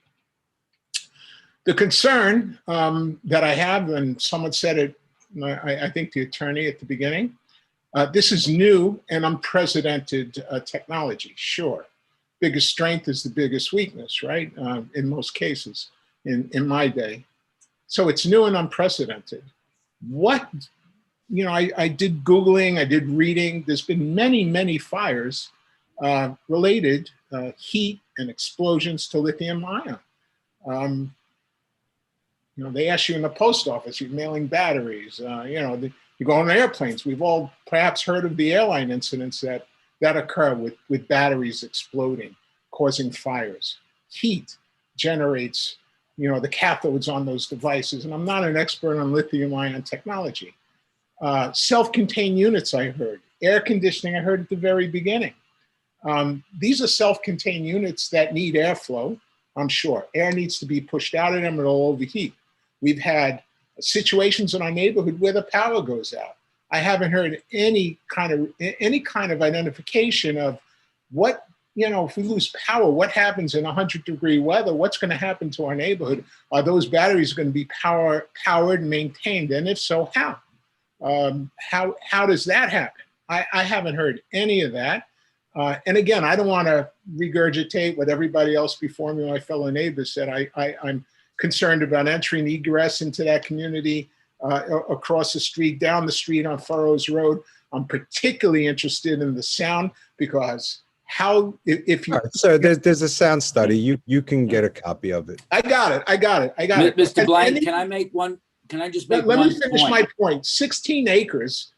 Okay. And when What you study finish, promotes 16 acres of tractor trailers, and what sound study proves that? I just don't, I can't fathom that. I don't understand it. can I make just one point? And I think this goes to anybody else who's listening. All of the concerns that you folks have about the lithium and the batteries exploding and all of those issues are important issues. However, they're not before us, just so you know. The issue before us is whether or not this shall be treated like a utility. And one other point, if PSE&G decided to buy this property and do the exact same thing, they wouldn't need us. They could do it as of right. They'd have to go to planning board and all the other issues you're concerning, fire suppression and noise and windmills causing cancer, whatever. Those are important issues, but they're not before us. As I said, if PSE&G said, we'll buy the property, they could do the exact same thing and they wouldn't even need to come before us. Do you understand the distinction? I understand, but as a citizen in this community, I am concerned and I'm voicing. Of course, but that's going to be before all of the other boards, the planning board and whatever. That's not before us. And those concerns have been expressed by your predecessors. Right. I just got one question, if I may, to the attorney. Have any studies been done on the scope and size of the magnitude that's being presented here? Again, Mr. LaSquadro can address that in his summation, but again, as Mr. Wexler said, that's just not before us tonight. Yeah, and so I hear all the greatness that's going on. No, we're not talking about greatness. We have a very important and a decision, frankly, an issue of first impression. And it's something that we're trying very hard to really work out and come to a conclusion on one way or the other. The problem is the more that you throw this, the other things in, the more clouded things get and the harder it is for us to make that decision. It's really a very focused analysis. Is this or is this not a utility? Utilities do all kinds of things, but is this or is this not a utility? That's what's before us. Right, understood. And the next step, so I'm not familiar with the next step. Let's assume that you guys pass it, the board passes it. What's the next step in the process? Well, we don't pass it. We make an interpretation of our zoning ordinance. And I think your question is, what happens if we say it is a utility? Yep. It would have to continue along the Got it. contracting path with LIPA. Yep. And then it would have to go at some point in front of planning board where you would be subject to a public hearing, I would imagine, on site plan review. And, Yeah. and these issues are probably more relevant to that analysis than this one. Right. No, I appreciate it. And, Okay. Thank you for sharing information. If anything, I've been informed. Yeah, and I mean, that's why we let the applicant, and I don't want to speak for the chairman, but I think we're all in agreement that we let the applicant talk about a lot of things that frankly weren't necessarily helpful to our decision-making either, but we wanted the public, to have whatever information was available, and all of it in terms of documents that have been submitted are available to you. We're a government entity, so we're subject to freedom of information. You can have it at any time. Okay. Right. Thank you, Mr. Messina. Thank you, sir. Thank you very much. Who's next? Next speaker is Barbara Balaban. And I'm going to get to the speakers now who registered today or before today and indicated they would like to speak. Barbara, you just have to unmute yourself.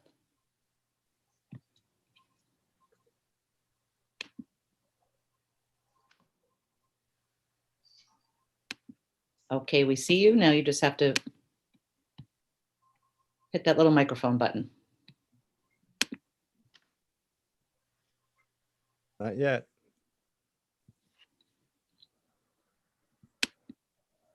Is that better? There you go. There you go. How are you? Okay. Thank you. This might be a moot point after you said that. Ms. Balaban, if you just name and address for the record, please. I'm sorry, Barbara Balaban, 33 Colony Drive in Holbrook. Great, thank you. The wall that they have, that they're proposed to put up, they said that it won't absorb the noise, but they didn't know last night what the material would be made of. In addition to that, there are, I believe, oil tanks behind this projected area. It's just adjacent to this area. There's about 8 or 10 oil tanks. That could be a huge explosion if there is an electrical shortage or fire or explosion. It's just, it's too close to the community. We appreciate your concerns and they're on the record. Again, as Mr. Messina said just a few moments ago, they're only in front of us for an interpretation of whether this constitutes public utility. I'm aware of that. I said this might be a moot point, but I just wanted to bring it to your attention. I appreciate that. That all your concerns, if they should move further, are going to go between other boards like the planning board and site plan review, and they'll be all over the applicant if that so gets that far, to abide by the code and the rules, safety and all. All right. Thank you for letting me speak. Thank you. You have a great night. You too. Next speaker who registered and said she would like to speak is Carmela Ricchetti.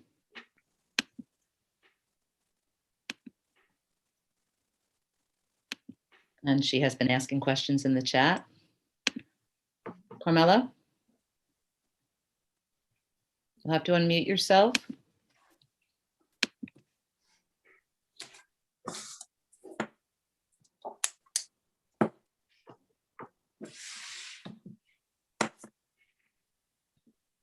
Nope. Might be having difficulty. All right, can we give Yeah, go we'll to have the next person. go to the next one, and Ms. Ricchetti can come back in when she's ready. This is Gail Stahl.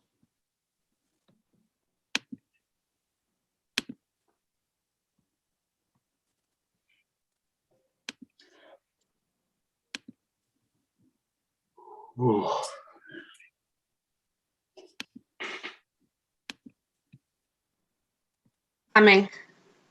Good evening. How are you? Hi. Hi, thank you for letting me speak and thank you for all the information that we got. I did want to say that what you just said, about our concerns is not really what your purpose is. It's a utility. But I did want to say last night in the meeting that I listened to with this company, I believe they said 50 batteries were going to be on the property. They were going to get that number for you, but I'm pretty sure that's what they said. And I just wanted to know from them has this size project with that many batteries ever been done? Because I looked on the East Hampton site today and they are in the middle of nowhere and they have one battery. So that is a huge concern if there's any problem. And the other thing is being next door to Basilico, which was Pavco, which has created many issues, but they also have extreme vibrations from the activities that they do there. And would that affect the batteries that would be on the site, jolting them or causing anything to happen? So those are my concerns. I will submit it to you. I already sent an email to all of you, but there's just so many concerns with such a large facility surrounded by residential homes. I appreciate your concerns and thank you for your time. The gentleman on a team earlier said that we had concerns of the size of the operation all, and he just stated that they don't know the size of the operation. They just planned it out as the maximum that could fit on that property. Right. So he believes, as he stated, I'm verbatim repeating what he said, they will probably be a lot smaller, but they just needed, for this purposes of finding out if there's a utility come in front of us, they just maximize the space. Right. So I don't think they know how much is going to be even on. Thank you very much. And I am, just to put on record, am opposed to this being put on that property. Thank Okay. you. Have a good night. We appreciate it. And I hope no one from East Hampton is watching in the middle of nowhere. Well, no. I'm sorry, I changed you to attendee. You cut her right off. That's not Yeah, nice. didn't mean to. Sorry. Oh, Vinny, slept in that little joke there. Okay, the next speaker is Janet Weissman.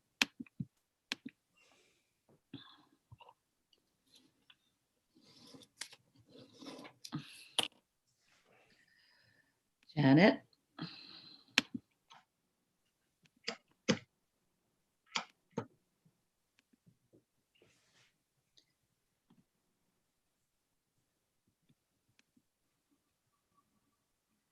They indicate they would like to speak, and I'm sure they do want to speak, but they just can't figure out how to make it work. I want to let everyone know that I miss 401 Main. Okay. Janet, 928 for the record, Mr. Chairman. I'll try again in a little while for Janet. Okay, What Jeffrey, happened to the other young lady who was trying to? I try again? Why She hasn't not? put her hand up. Carmela Richetti. Yeah, why not? We'll give it a shot. Oh, I had hope there, and then the mute button popped back up. Sometimes if I ask to start video, they realize where the controls are. Maybe she doesn't want to speak. Maybe she has her. She just disappear. There she is. Or somebody is. And did you see that, Mary, Mr. Yes, Egan? I see that. I'm going to change his lettering right now. And Ms. Richetti, if you could just unmute yourself, then you got it made. We can see you, and that's wonderful. Now we just want to hear you. There you go. Okay. I don't see myself, but can you hear me? I can Yes, hear you, ma'am. Ms. Richetti. How are you? Okay, I'm good. And I just want to reiterate what everybody else has said. I am not for this happening. I lived off of Union Avenue and it became a disaster when there was leakage from the tanks for gasoline and oil. Lilco owns those other tanks down there. They've made a disaster out of Union Avenue if you ever drive down it, and the people suffer with tanker trucks and everything going up and down it. Furrows Road does not need something like this on it. I don't know where else I could move. I'm here 5 years and I'm just interested in staying close to my church. So therefore, I I want to live here in safety. And there is a lot of complaints afterwards, like they were on Union Avenue and with that area. That's all I have to say, is that I feel that we're not being heard. And we weren't heard when that land was being mined and taken advantage like it was. Nothing was done about that work being done. So now Ms. Fischetti, we at the zoning board hear you all loud and clear. And that's why we have the purposes of this meeting, and you're able to speak and put your comments on record. We appreciate your time. We're listening, we promise. Okay. And as I said, I just wanted to put it on the record, like all the other residents here, because I don't know where else I can move to that this stuff won't happen. There's Okay. nowhere better than Holbrook anyway, Ms. Fischetti. All right, hopefully. I'm hoping for that. Hey, Mr. Messina is a Holbrook lifelonger. He loves that. Oh, place. yes, I know. I see him very often on Sunday and Saturday nights. So I do see him. At church, for the record. Make it Yes, clear. right. Good Shepherd. I'm a member and what do you call it, the church. And I don't know where else I can move to stay close to the church. So I'm just Appreciate your hoping time. that this Thank you. does not go through, because I know what Loco did with those tanks that blow off that whatever it is, smoke, that they say is not harmful to us. But thank you all. Thank you too. Thank Have a you. great night. You Keep too. going to church. Oh, that's for sure. All right. I'll see you there. Have a great night. Okay, the next speaker who indicated they would like to speak is John Meskill.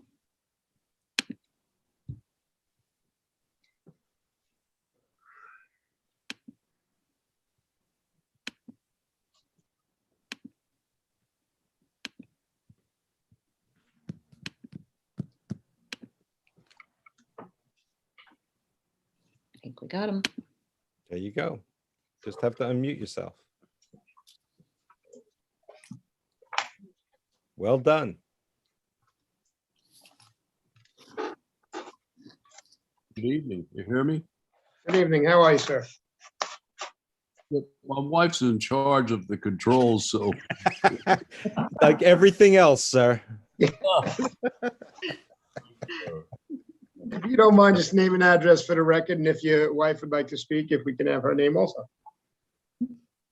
my wife is Diane Morsano, and I'm John Meskill. I am a retired project manager from the Dormitory Authority, live at 255 Fairfield Drive East, Holbrook. Now, 252. I'm sorry, 252. Alexis in charge. I told you guys.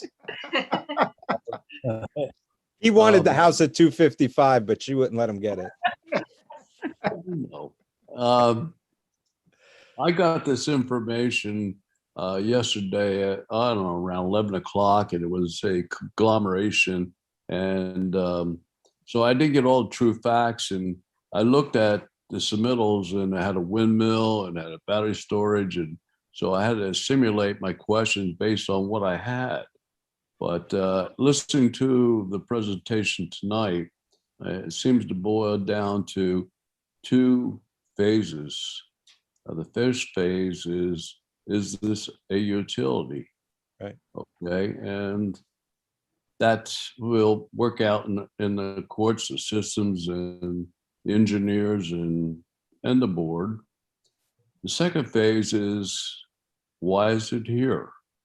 And that's why we are responding to protect our property and our interests, the value of our homes. It's kind of baffling to me that it's here. It can be put anywhere.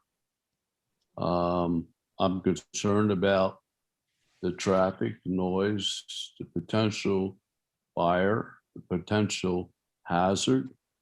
And they talk about the decibels, the noise criteria. I think they said 30 or 40 dBL. But you add that dBL to the traffic of the noise of the Northway, to the local activities, the Furbo's road of dump trucks and grinding and dust and things going on. That DBL added to another 20 DBLs, to add another 30 DBLs. It has a collective harmonic frequency that impacts the community, so that it's just not a simple decision that. And another thing, these batteries do, they generate a harmonic frequency that is generated that we don't know about. And has that been studied? I haven't seen the secret process. I have not seen plans and specifications where I can look out and analyze and review. So, overall, again, I apologize. I thought there was a windmill involved, and so it took me down a different path and everything else. But the issue really boils back to, you put this into our area with all that compromising of potential threat to the community with fires and noise and harmonic frequencies and so forth, tied into the dust and dirt and the pollution that we got from the plants with EPA and smells and everything else. It compounds it exponentially, and our property values drop.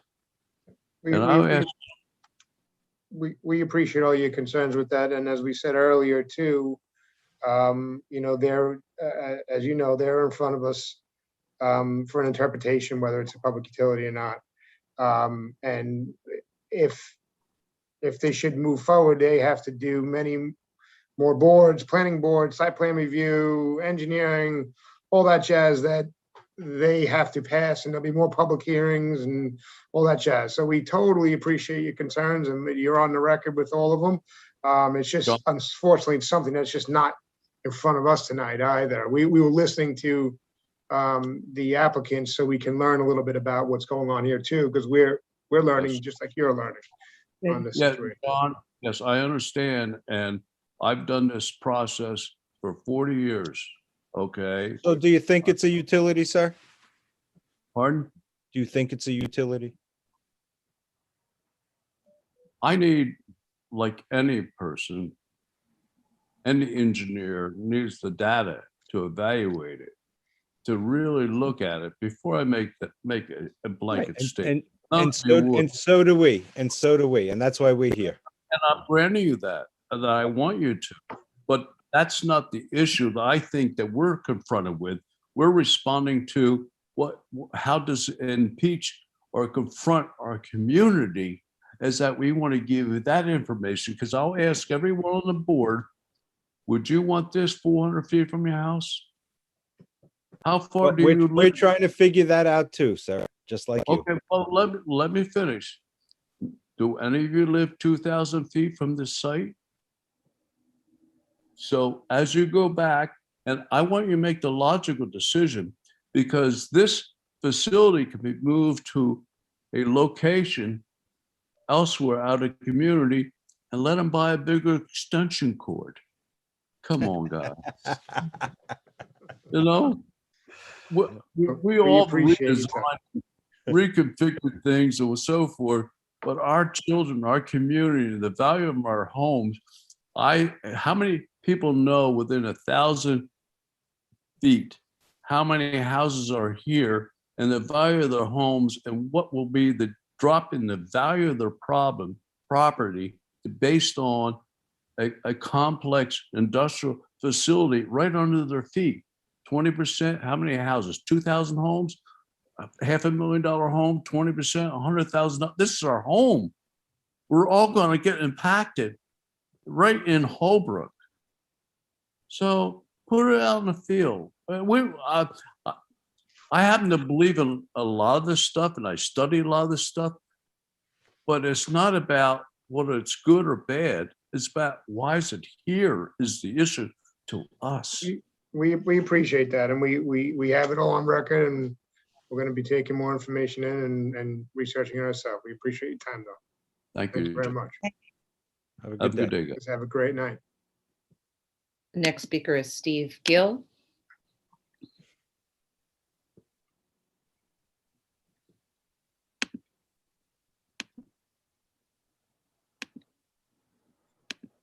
Okay, unmuted. Good evening, Mr. Gill. How are you? I'm very good, thank you. You have two devices on out there that's doing a little. It's going off.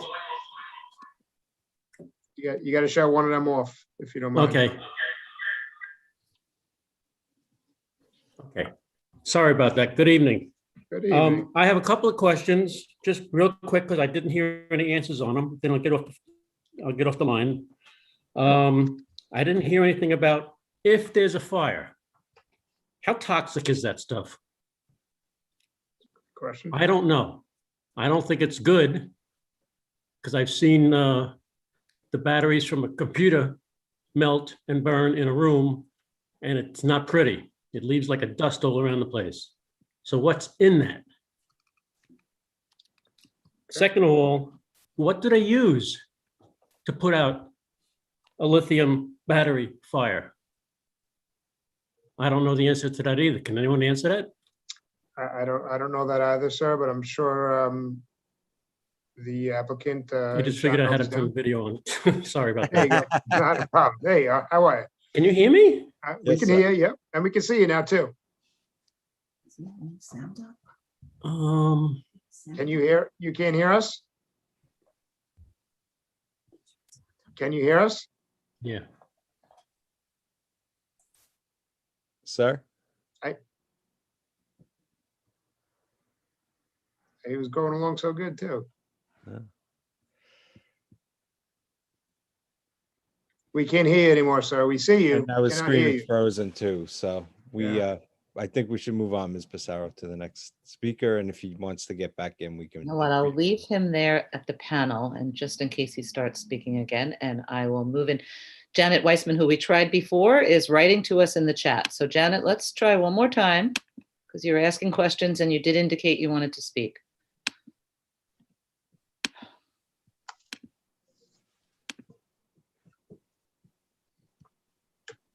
No. Oh, I think we have her. Janet, There you go. there we go. There's somebody on Janet's camera. You don't look Janet like. here also. Okay. Hi, good evening. Hi, this is Janet and Ed Weissman, 151 Fairfield Drive, Holbrook. We live in the colony. Good evening. Thank you for the time this evening. I recognize that a lot of concerns have been voiced about the safety of the project. Having said that, though, since the focus of this board is on whether or not to determine the status of this organization and deem them a utility is your concern. Well, that's our threshold concern, so let's not misstate it either, right? So there's two things. They're here for whether or not they're a utility, and then there's a special exception, a special permit actually that's involved. Okay. So, but the threshold question is, and the most important one is public utility. All right. Well, thank you for clarifying that. I guess my question is, I'm a little confused. And I'm confused because it was stated earlier that if one is a utility, they don't even need to ask permission. They can just go ahead and do it. And so by granting them that status, aren't you giving them permission to go forward and move right ahead with the project? I guess I can answer that. Well, I had said that it's an industrial area, and the applicant is coming to us for an interpretation. Right. Okay, as you understand, they are saying we are like a utility, and we have the power, among other things, to make that determination whether or not they grant a special exception. My point that I made before was, if PSE&G bought the property, they wouldn't need to come to us. They are a utility. They'd have to go to all the other boards to make sure it's safe, all of the questionings that you people are voicing. But as far as the interpretation of whether it's a utility, PSE&G, by operation of law, is a utility. That's what I meant. They wouldn't have to come to us. That's the only issue before us. Right. So hence, if they are granted the same status, how would it be different for them? So it's not a done deal for a number of reasons, sir. And the frankly, they still don't have to win the contract, so to speak, from LIPA. Secondly, they still have to go through planning board site review, which is where a lot of the questions that are being raised tonight would probably best be, are properly answered and are properly determined. So it's not by any means a done deal, no matter what we do tonight. Okay? Okay. Okay. Thank you. Thank you. Anything else, sir? You want to? I No, think thank we're you going for to try to your get Mr. Gill back. He's right next to you on my screen. So if you see me smiling from time to time, it's because he's having, there you go. He's talking. I'm so sorry. Oh, there you go. I think you got it, Mr. Gill. Oh, no. We can't hear you. Darn it. All right, we'll just leave him there again. Okay. We'll keep working with you, sir. Don't worry. We'll get you in. Let's see. The next speaker is Judith Frankel.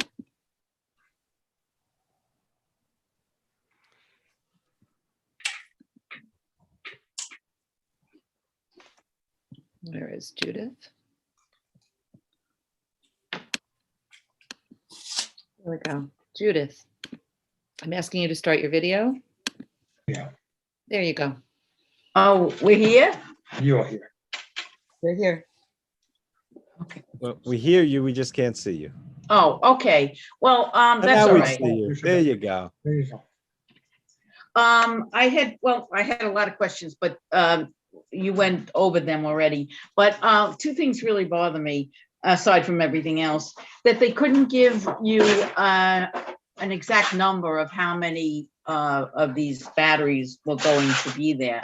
And that's very disconcerting because they could fill up the place and it could be just overwhelming. And that really wasn't in their initial plan or what they were trying to sell us. That was number one or two. But I had a lot of other concerns about this oil storage tanks, how close they were to the tanks. But also, that property is in the flight path of Iselli Airport. And I was wondering, and the planes fly very, very low over there. Would that have any impact on the vibration of these batteries? And what would the end result be? I mean, they don't have, they really don't have any statistics on that. And that's we haven't heard any. They may have them, and Mr. Lasquadro may recite them in his closing statement. So I'm sorry?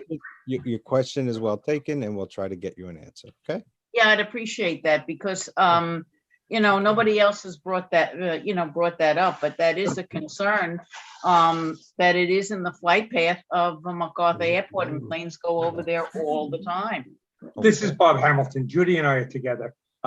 They brought up the question of EMF. What about EMI and RFI? How are communications, or how could communications be affected by this? All right, we'll try to get you that answer as well. Thank you. That's just a concern. Sure. Thank you. Okay, thank you very much for your time. Thank you. Oh, Thank my you. chairman is back. I'm sorry, Mr. Chairman. I didn't mean to. That's all right. No, I appreciate it. Thank you, Mr. Chair. My pleasure. In the meantime, did I hear audio from the Gill Mr. house? Gill, you want to try again? I'm trying. We got you. We hear you.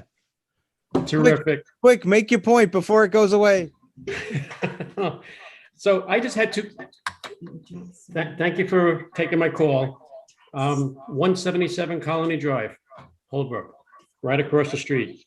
So I got two questions. Hopefully somebody can answer that tonight. If there's a fire over there, lithium fire, what kind of toxins are released? Because I know I've seen laptops. We'll try to get you that. And it's not pretty. So I'm just curious, what kind of toxins are in that? Okay, we'll try to get you that answer. What's your other question? The other question was, what do they use to put out a lithium battery fire? Good question. We'll try and get you that answer also too, sir. Okay. I would love to tell you I know. I do not know. We'll get that for you. Mr. Wexler's a fireman. I think he might know. Thank you. You have a great night, sir. You too. Okay, the next speaker is Kulandeval Subramanian.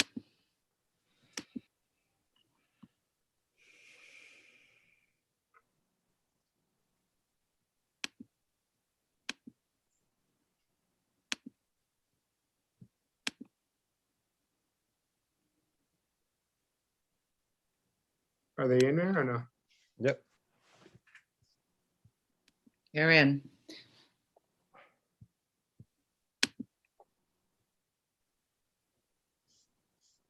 Oh, okay. IT is suggesting that they possibly don't have a microphone to communicate with us. Uh, I'll switch them back out and we'll see if they can work that out. So then the next speaker would be Mark Galligan.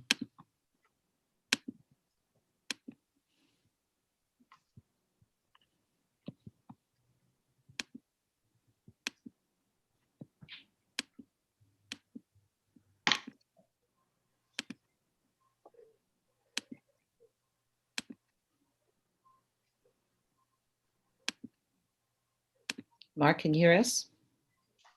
I'm asking you to start your video. Sometimes that helps locate all the right buttons.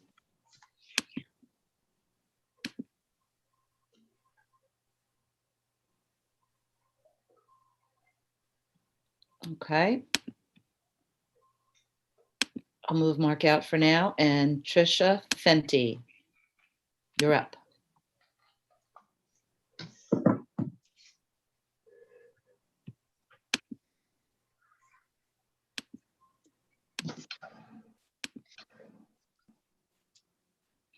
Good evening.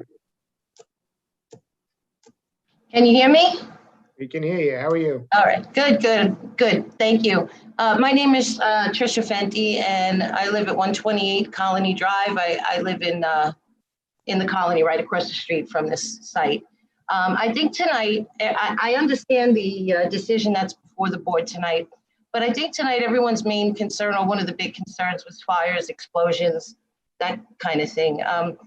My comment on that is that the Islip zoning code 68317 states that its general objective is to encourage industrial development which is free from danger of fire, explosions, toxic matter, and to protect adjacent residential areas by restricting activities that would cause these types of things, and restrict them to limited areas which are appropriate. So my comment on that is that I think that approving this project, and again, I know that you're not approving the project, but it does not support that objective at all. And I know it's been and let me guess, you don't believe it's a utility either, right? Well, in my professional opinion, well, no, I don't know. That many people. We don't either, so we're just trying to sort that out. Right. Well, because if they're not, that ends the discussion, right? I agree, and I think that many people here on this call tonight would be very unlikely to be able to comment on that anyway. But I know in looking at the lithium-ion batteries, I think one of the concerns that I don't think was brought up tonight was the fact that Basilico operates an asphalt plant right on that adjacent property.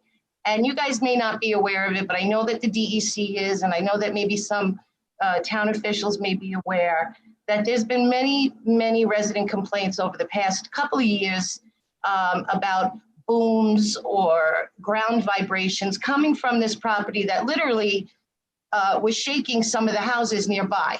So, my comment is just that the sensitivity of these lithium-ion batteries being on a property that could vibrate the ground and affect them and cause thermal runaway or fires or explosions, that this site may be incompatible for that type of storage. So, two more comments, just that this project, to me, it appears to propose outdoor storage of containerized energy storage. And the Islip zoning code for industrial 1 properties prohibits any industrial operation that provides outdoor storage. It's not specific to the type of storage, just outdoor storage. So those are my comments. I know I would have had a lot more comments if everybody wasn't so obviously missing something that they want to do besides this. I would reiterate everything that everybody said this evening. I think that this is a worthy project, but I just think that this project like this in this area would place a burden on and affect the health and safety of the residents and businesses in the surrounding community. It just feels like it's too close. So those are my comments. I appreciate your time. We appreciate yours. Thank you. All right, have a good night. You too. Thank you so much. Thank you. Anyone left, Ms. Pissarro? One left. It was the person I moved in earlier, but she did write us and say she had to go, but yet she's still here in the panel. So let's see if Stephanie Walters is really here. Or if she just forgot to leave the meeting. She left quite a while ago, no? She did, but her presence is still indicated in the, okay. All right. Here, that might be it. We'll try. Oh, Cullen Dale didn't have the microphone. Right. I think that's it. All right. Got a Mark Galligan or something? Yes, there was a Mr. Galligan. You're right, Ms. Snook.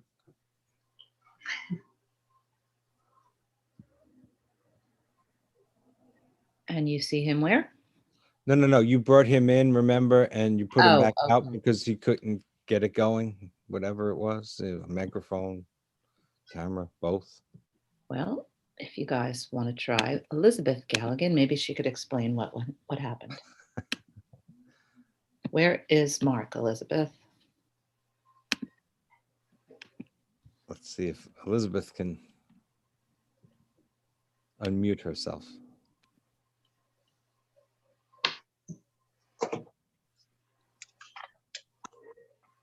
Thank you. We have nothing else to add at this time.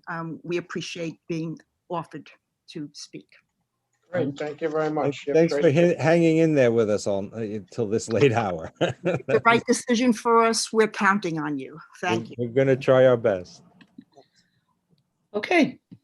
That is it for anybody who is still with us, who has registered to speak or indicated they would like to speak.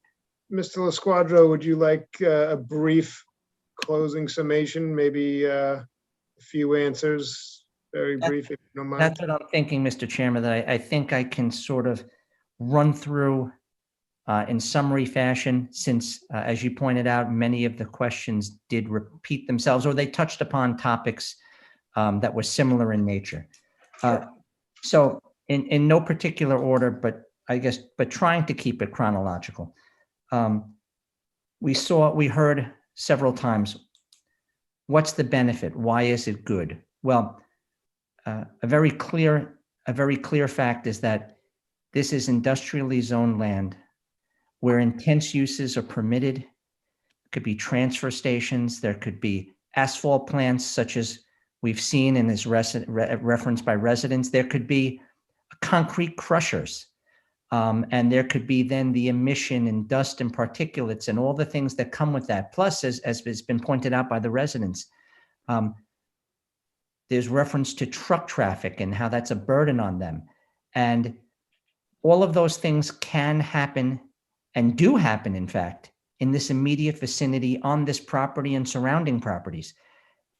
This brings none of that. So from the perspective of, and to answer the question, what's the benefit?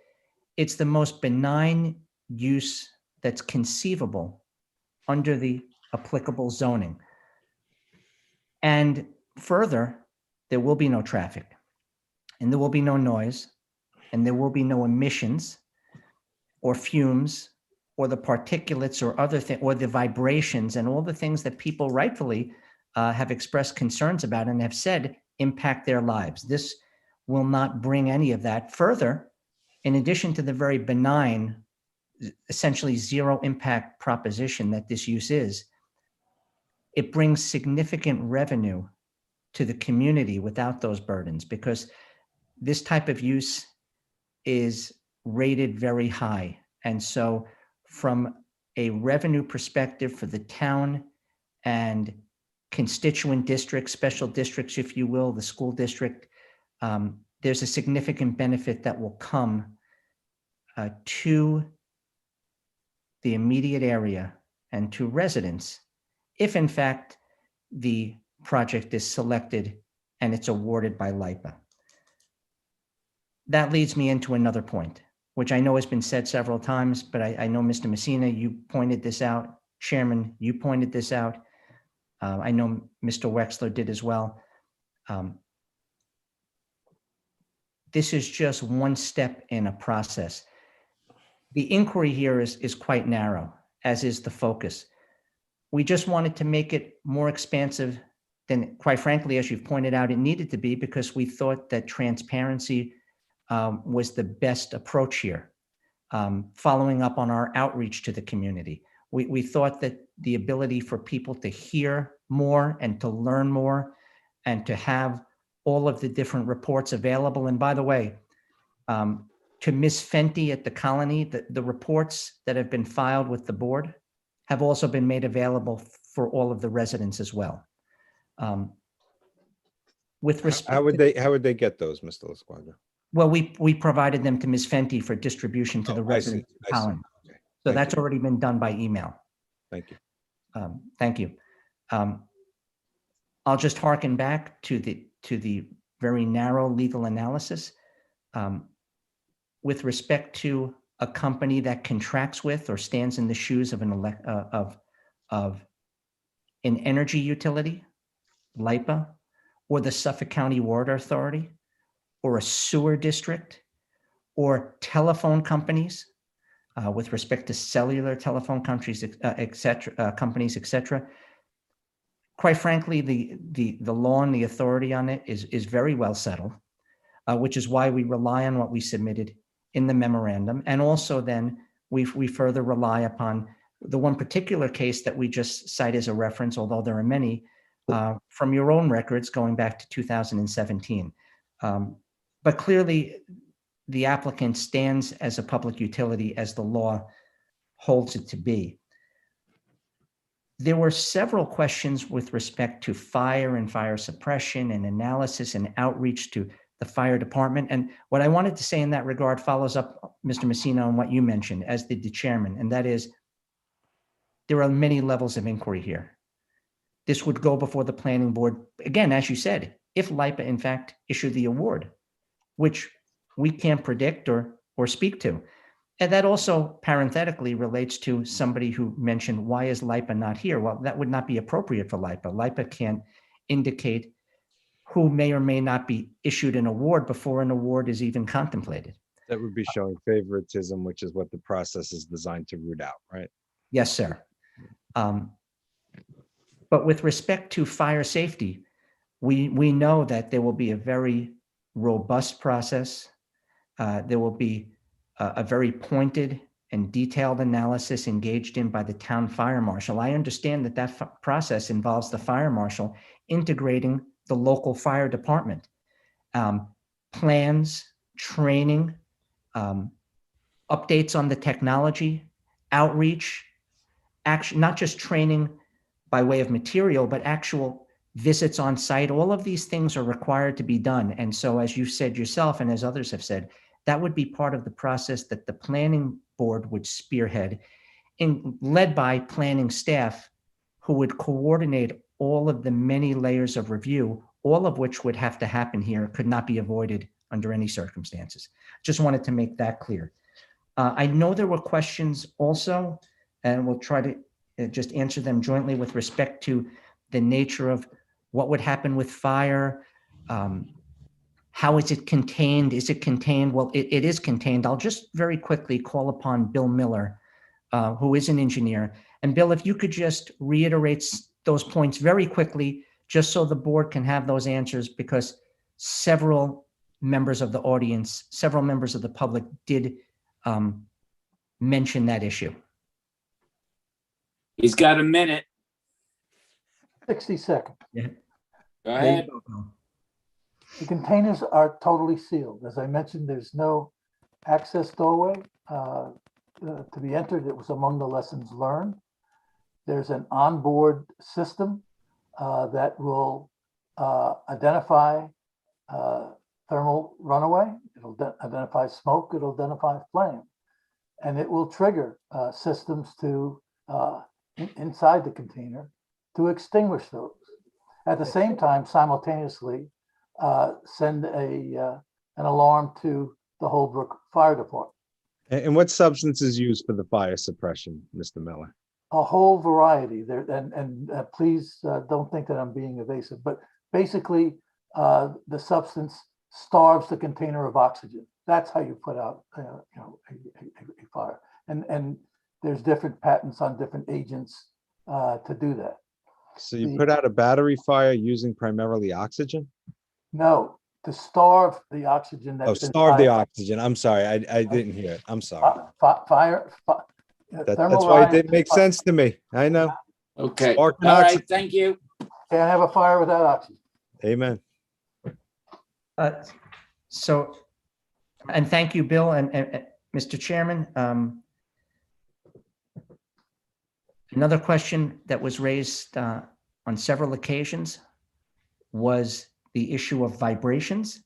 And that is a matter that we addressed yesterday with folks from the colony. And we address it again here now by saying that vibrations that residents reference with respect to a nearby asphalt plant is nothing that will impact the operation of the batteries. It's something engineers have said that they've taken into account.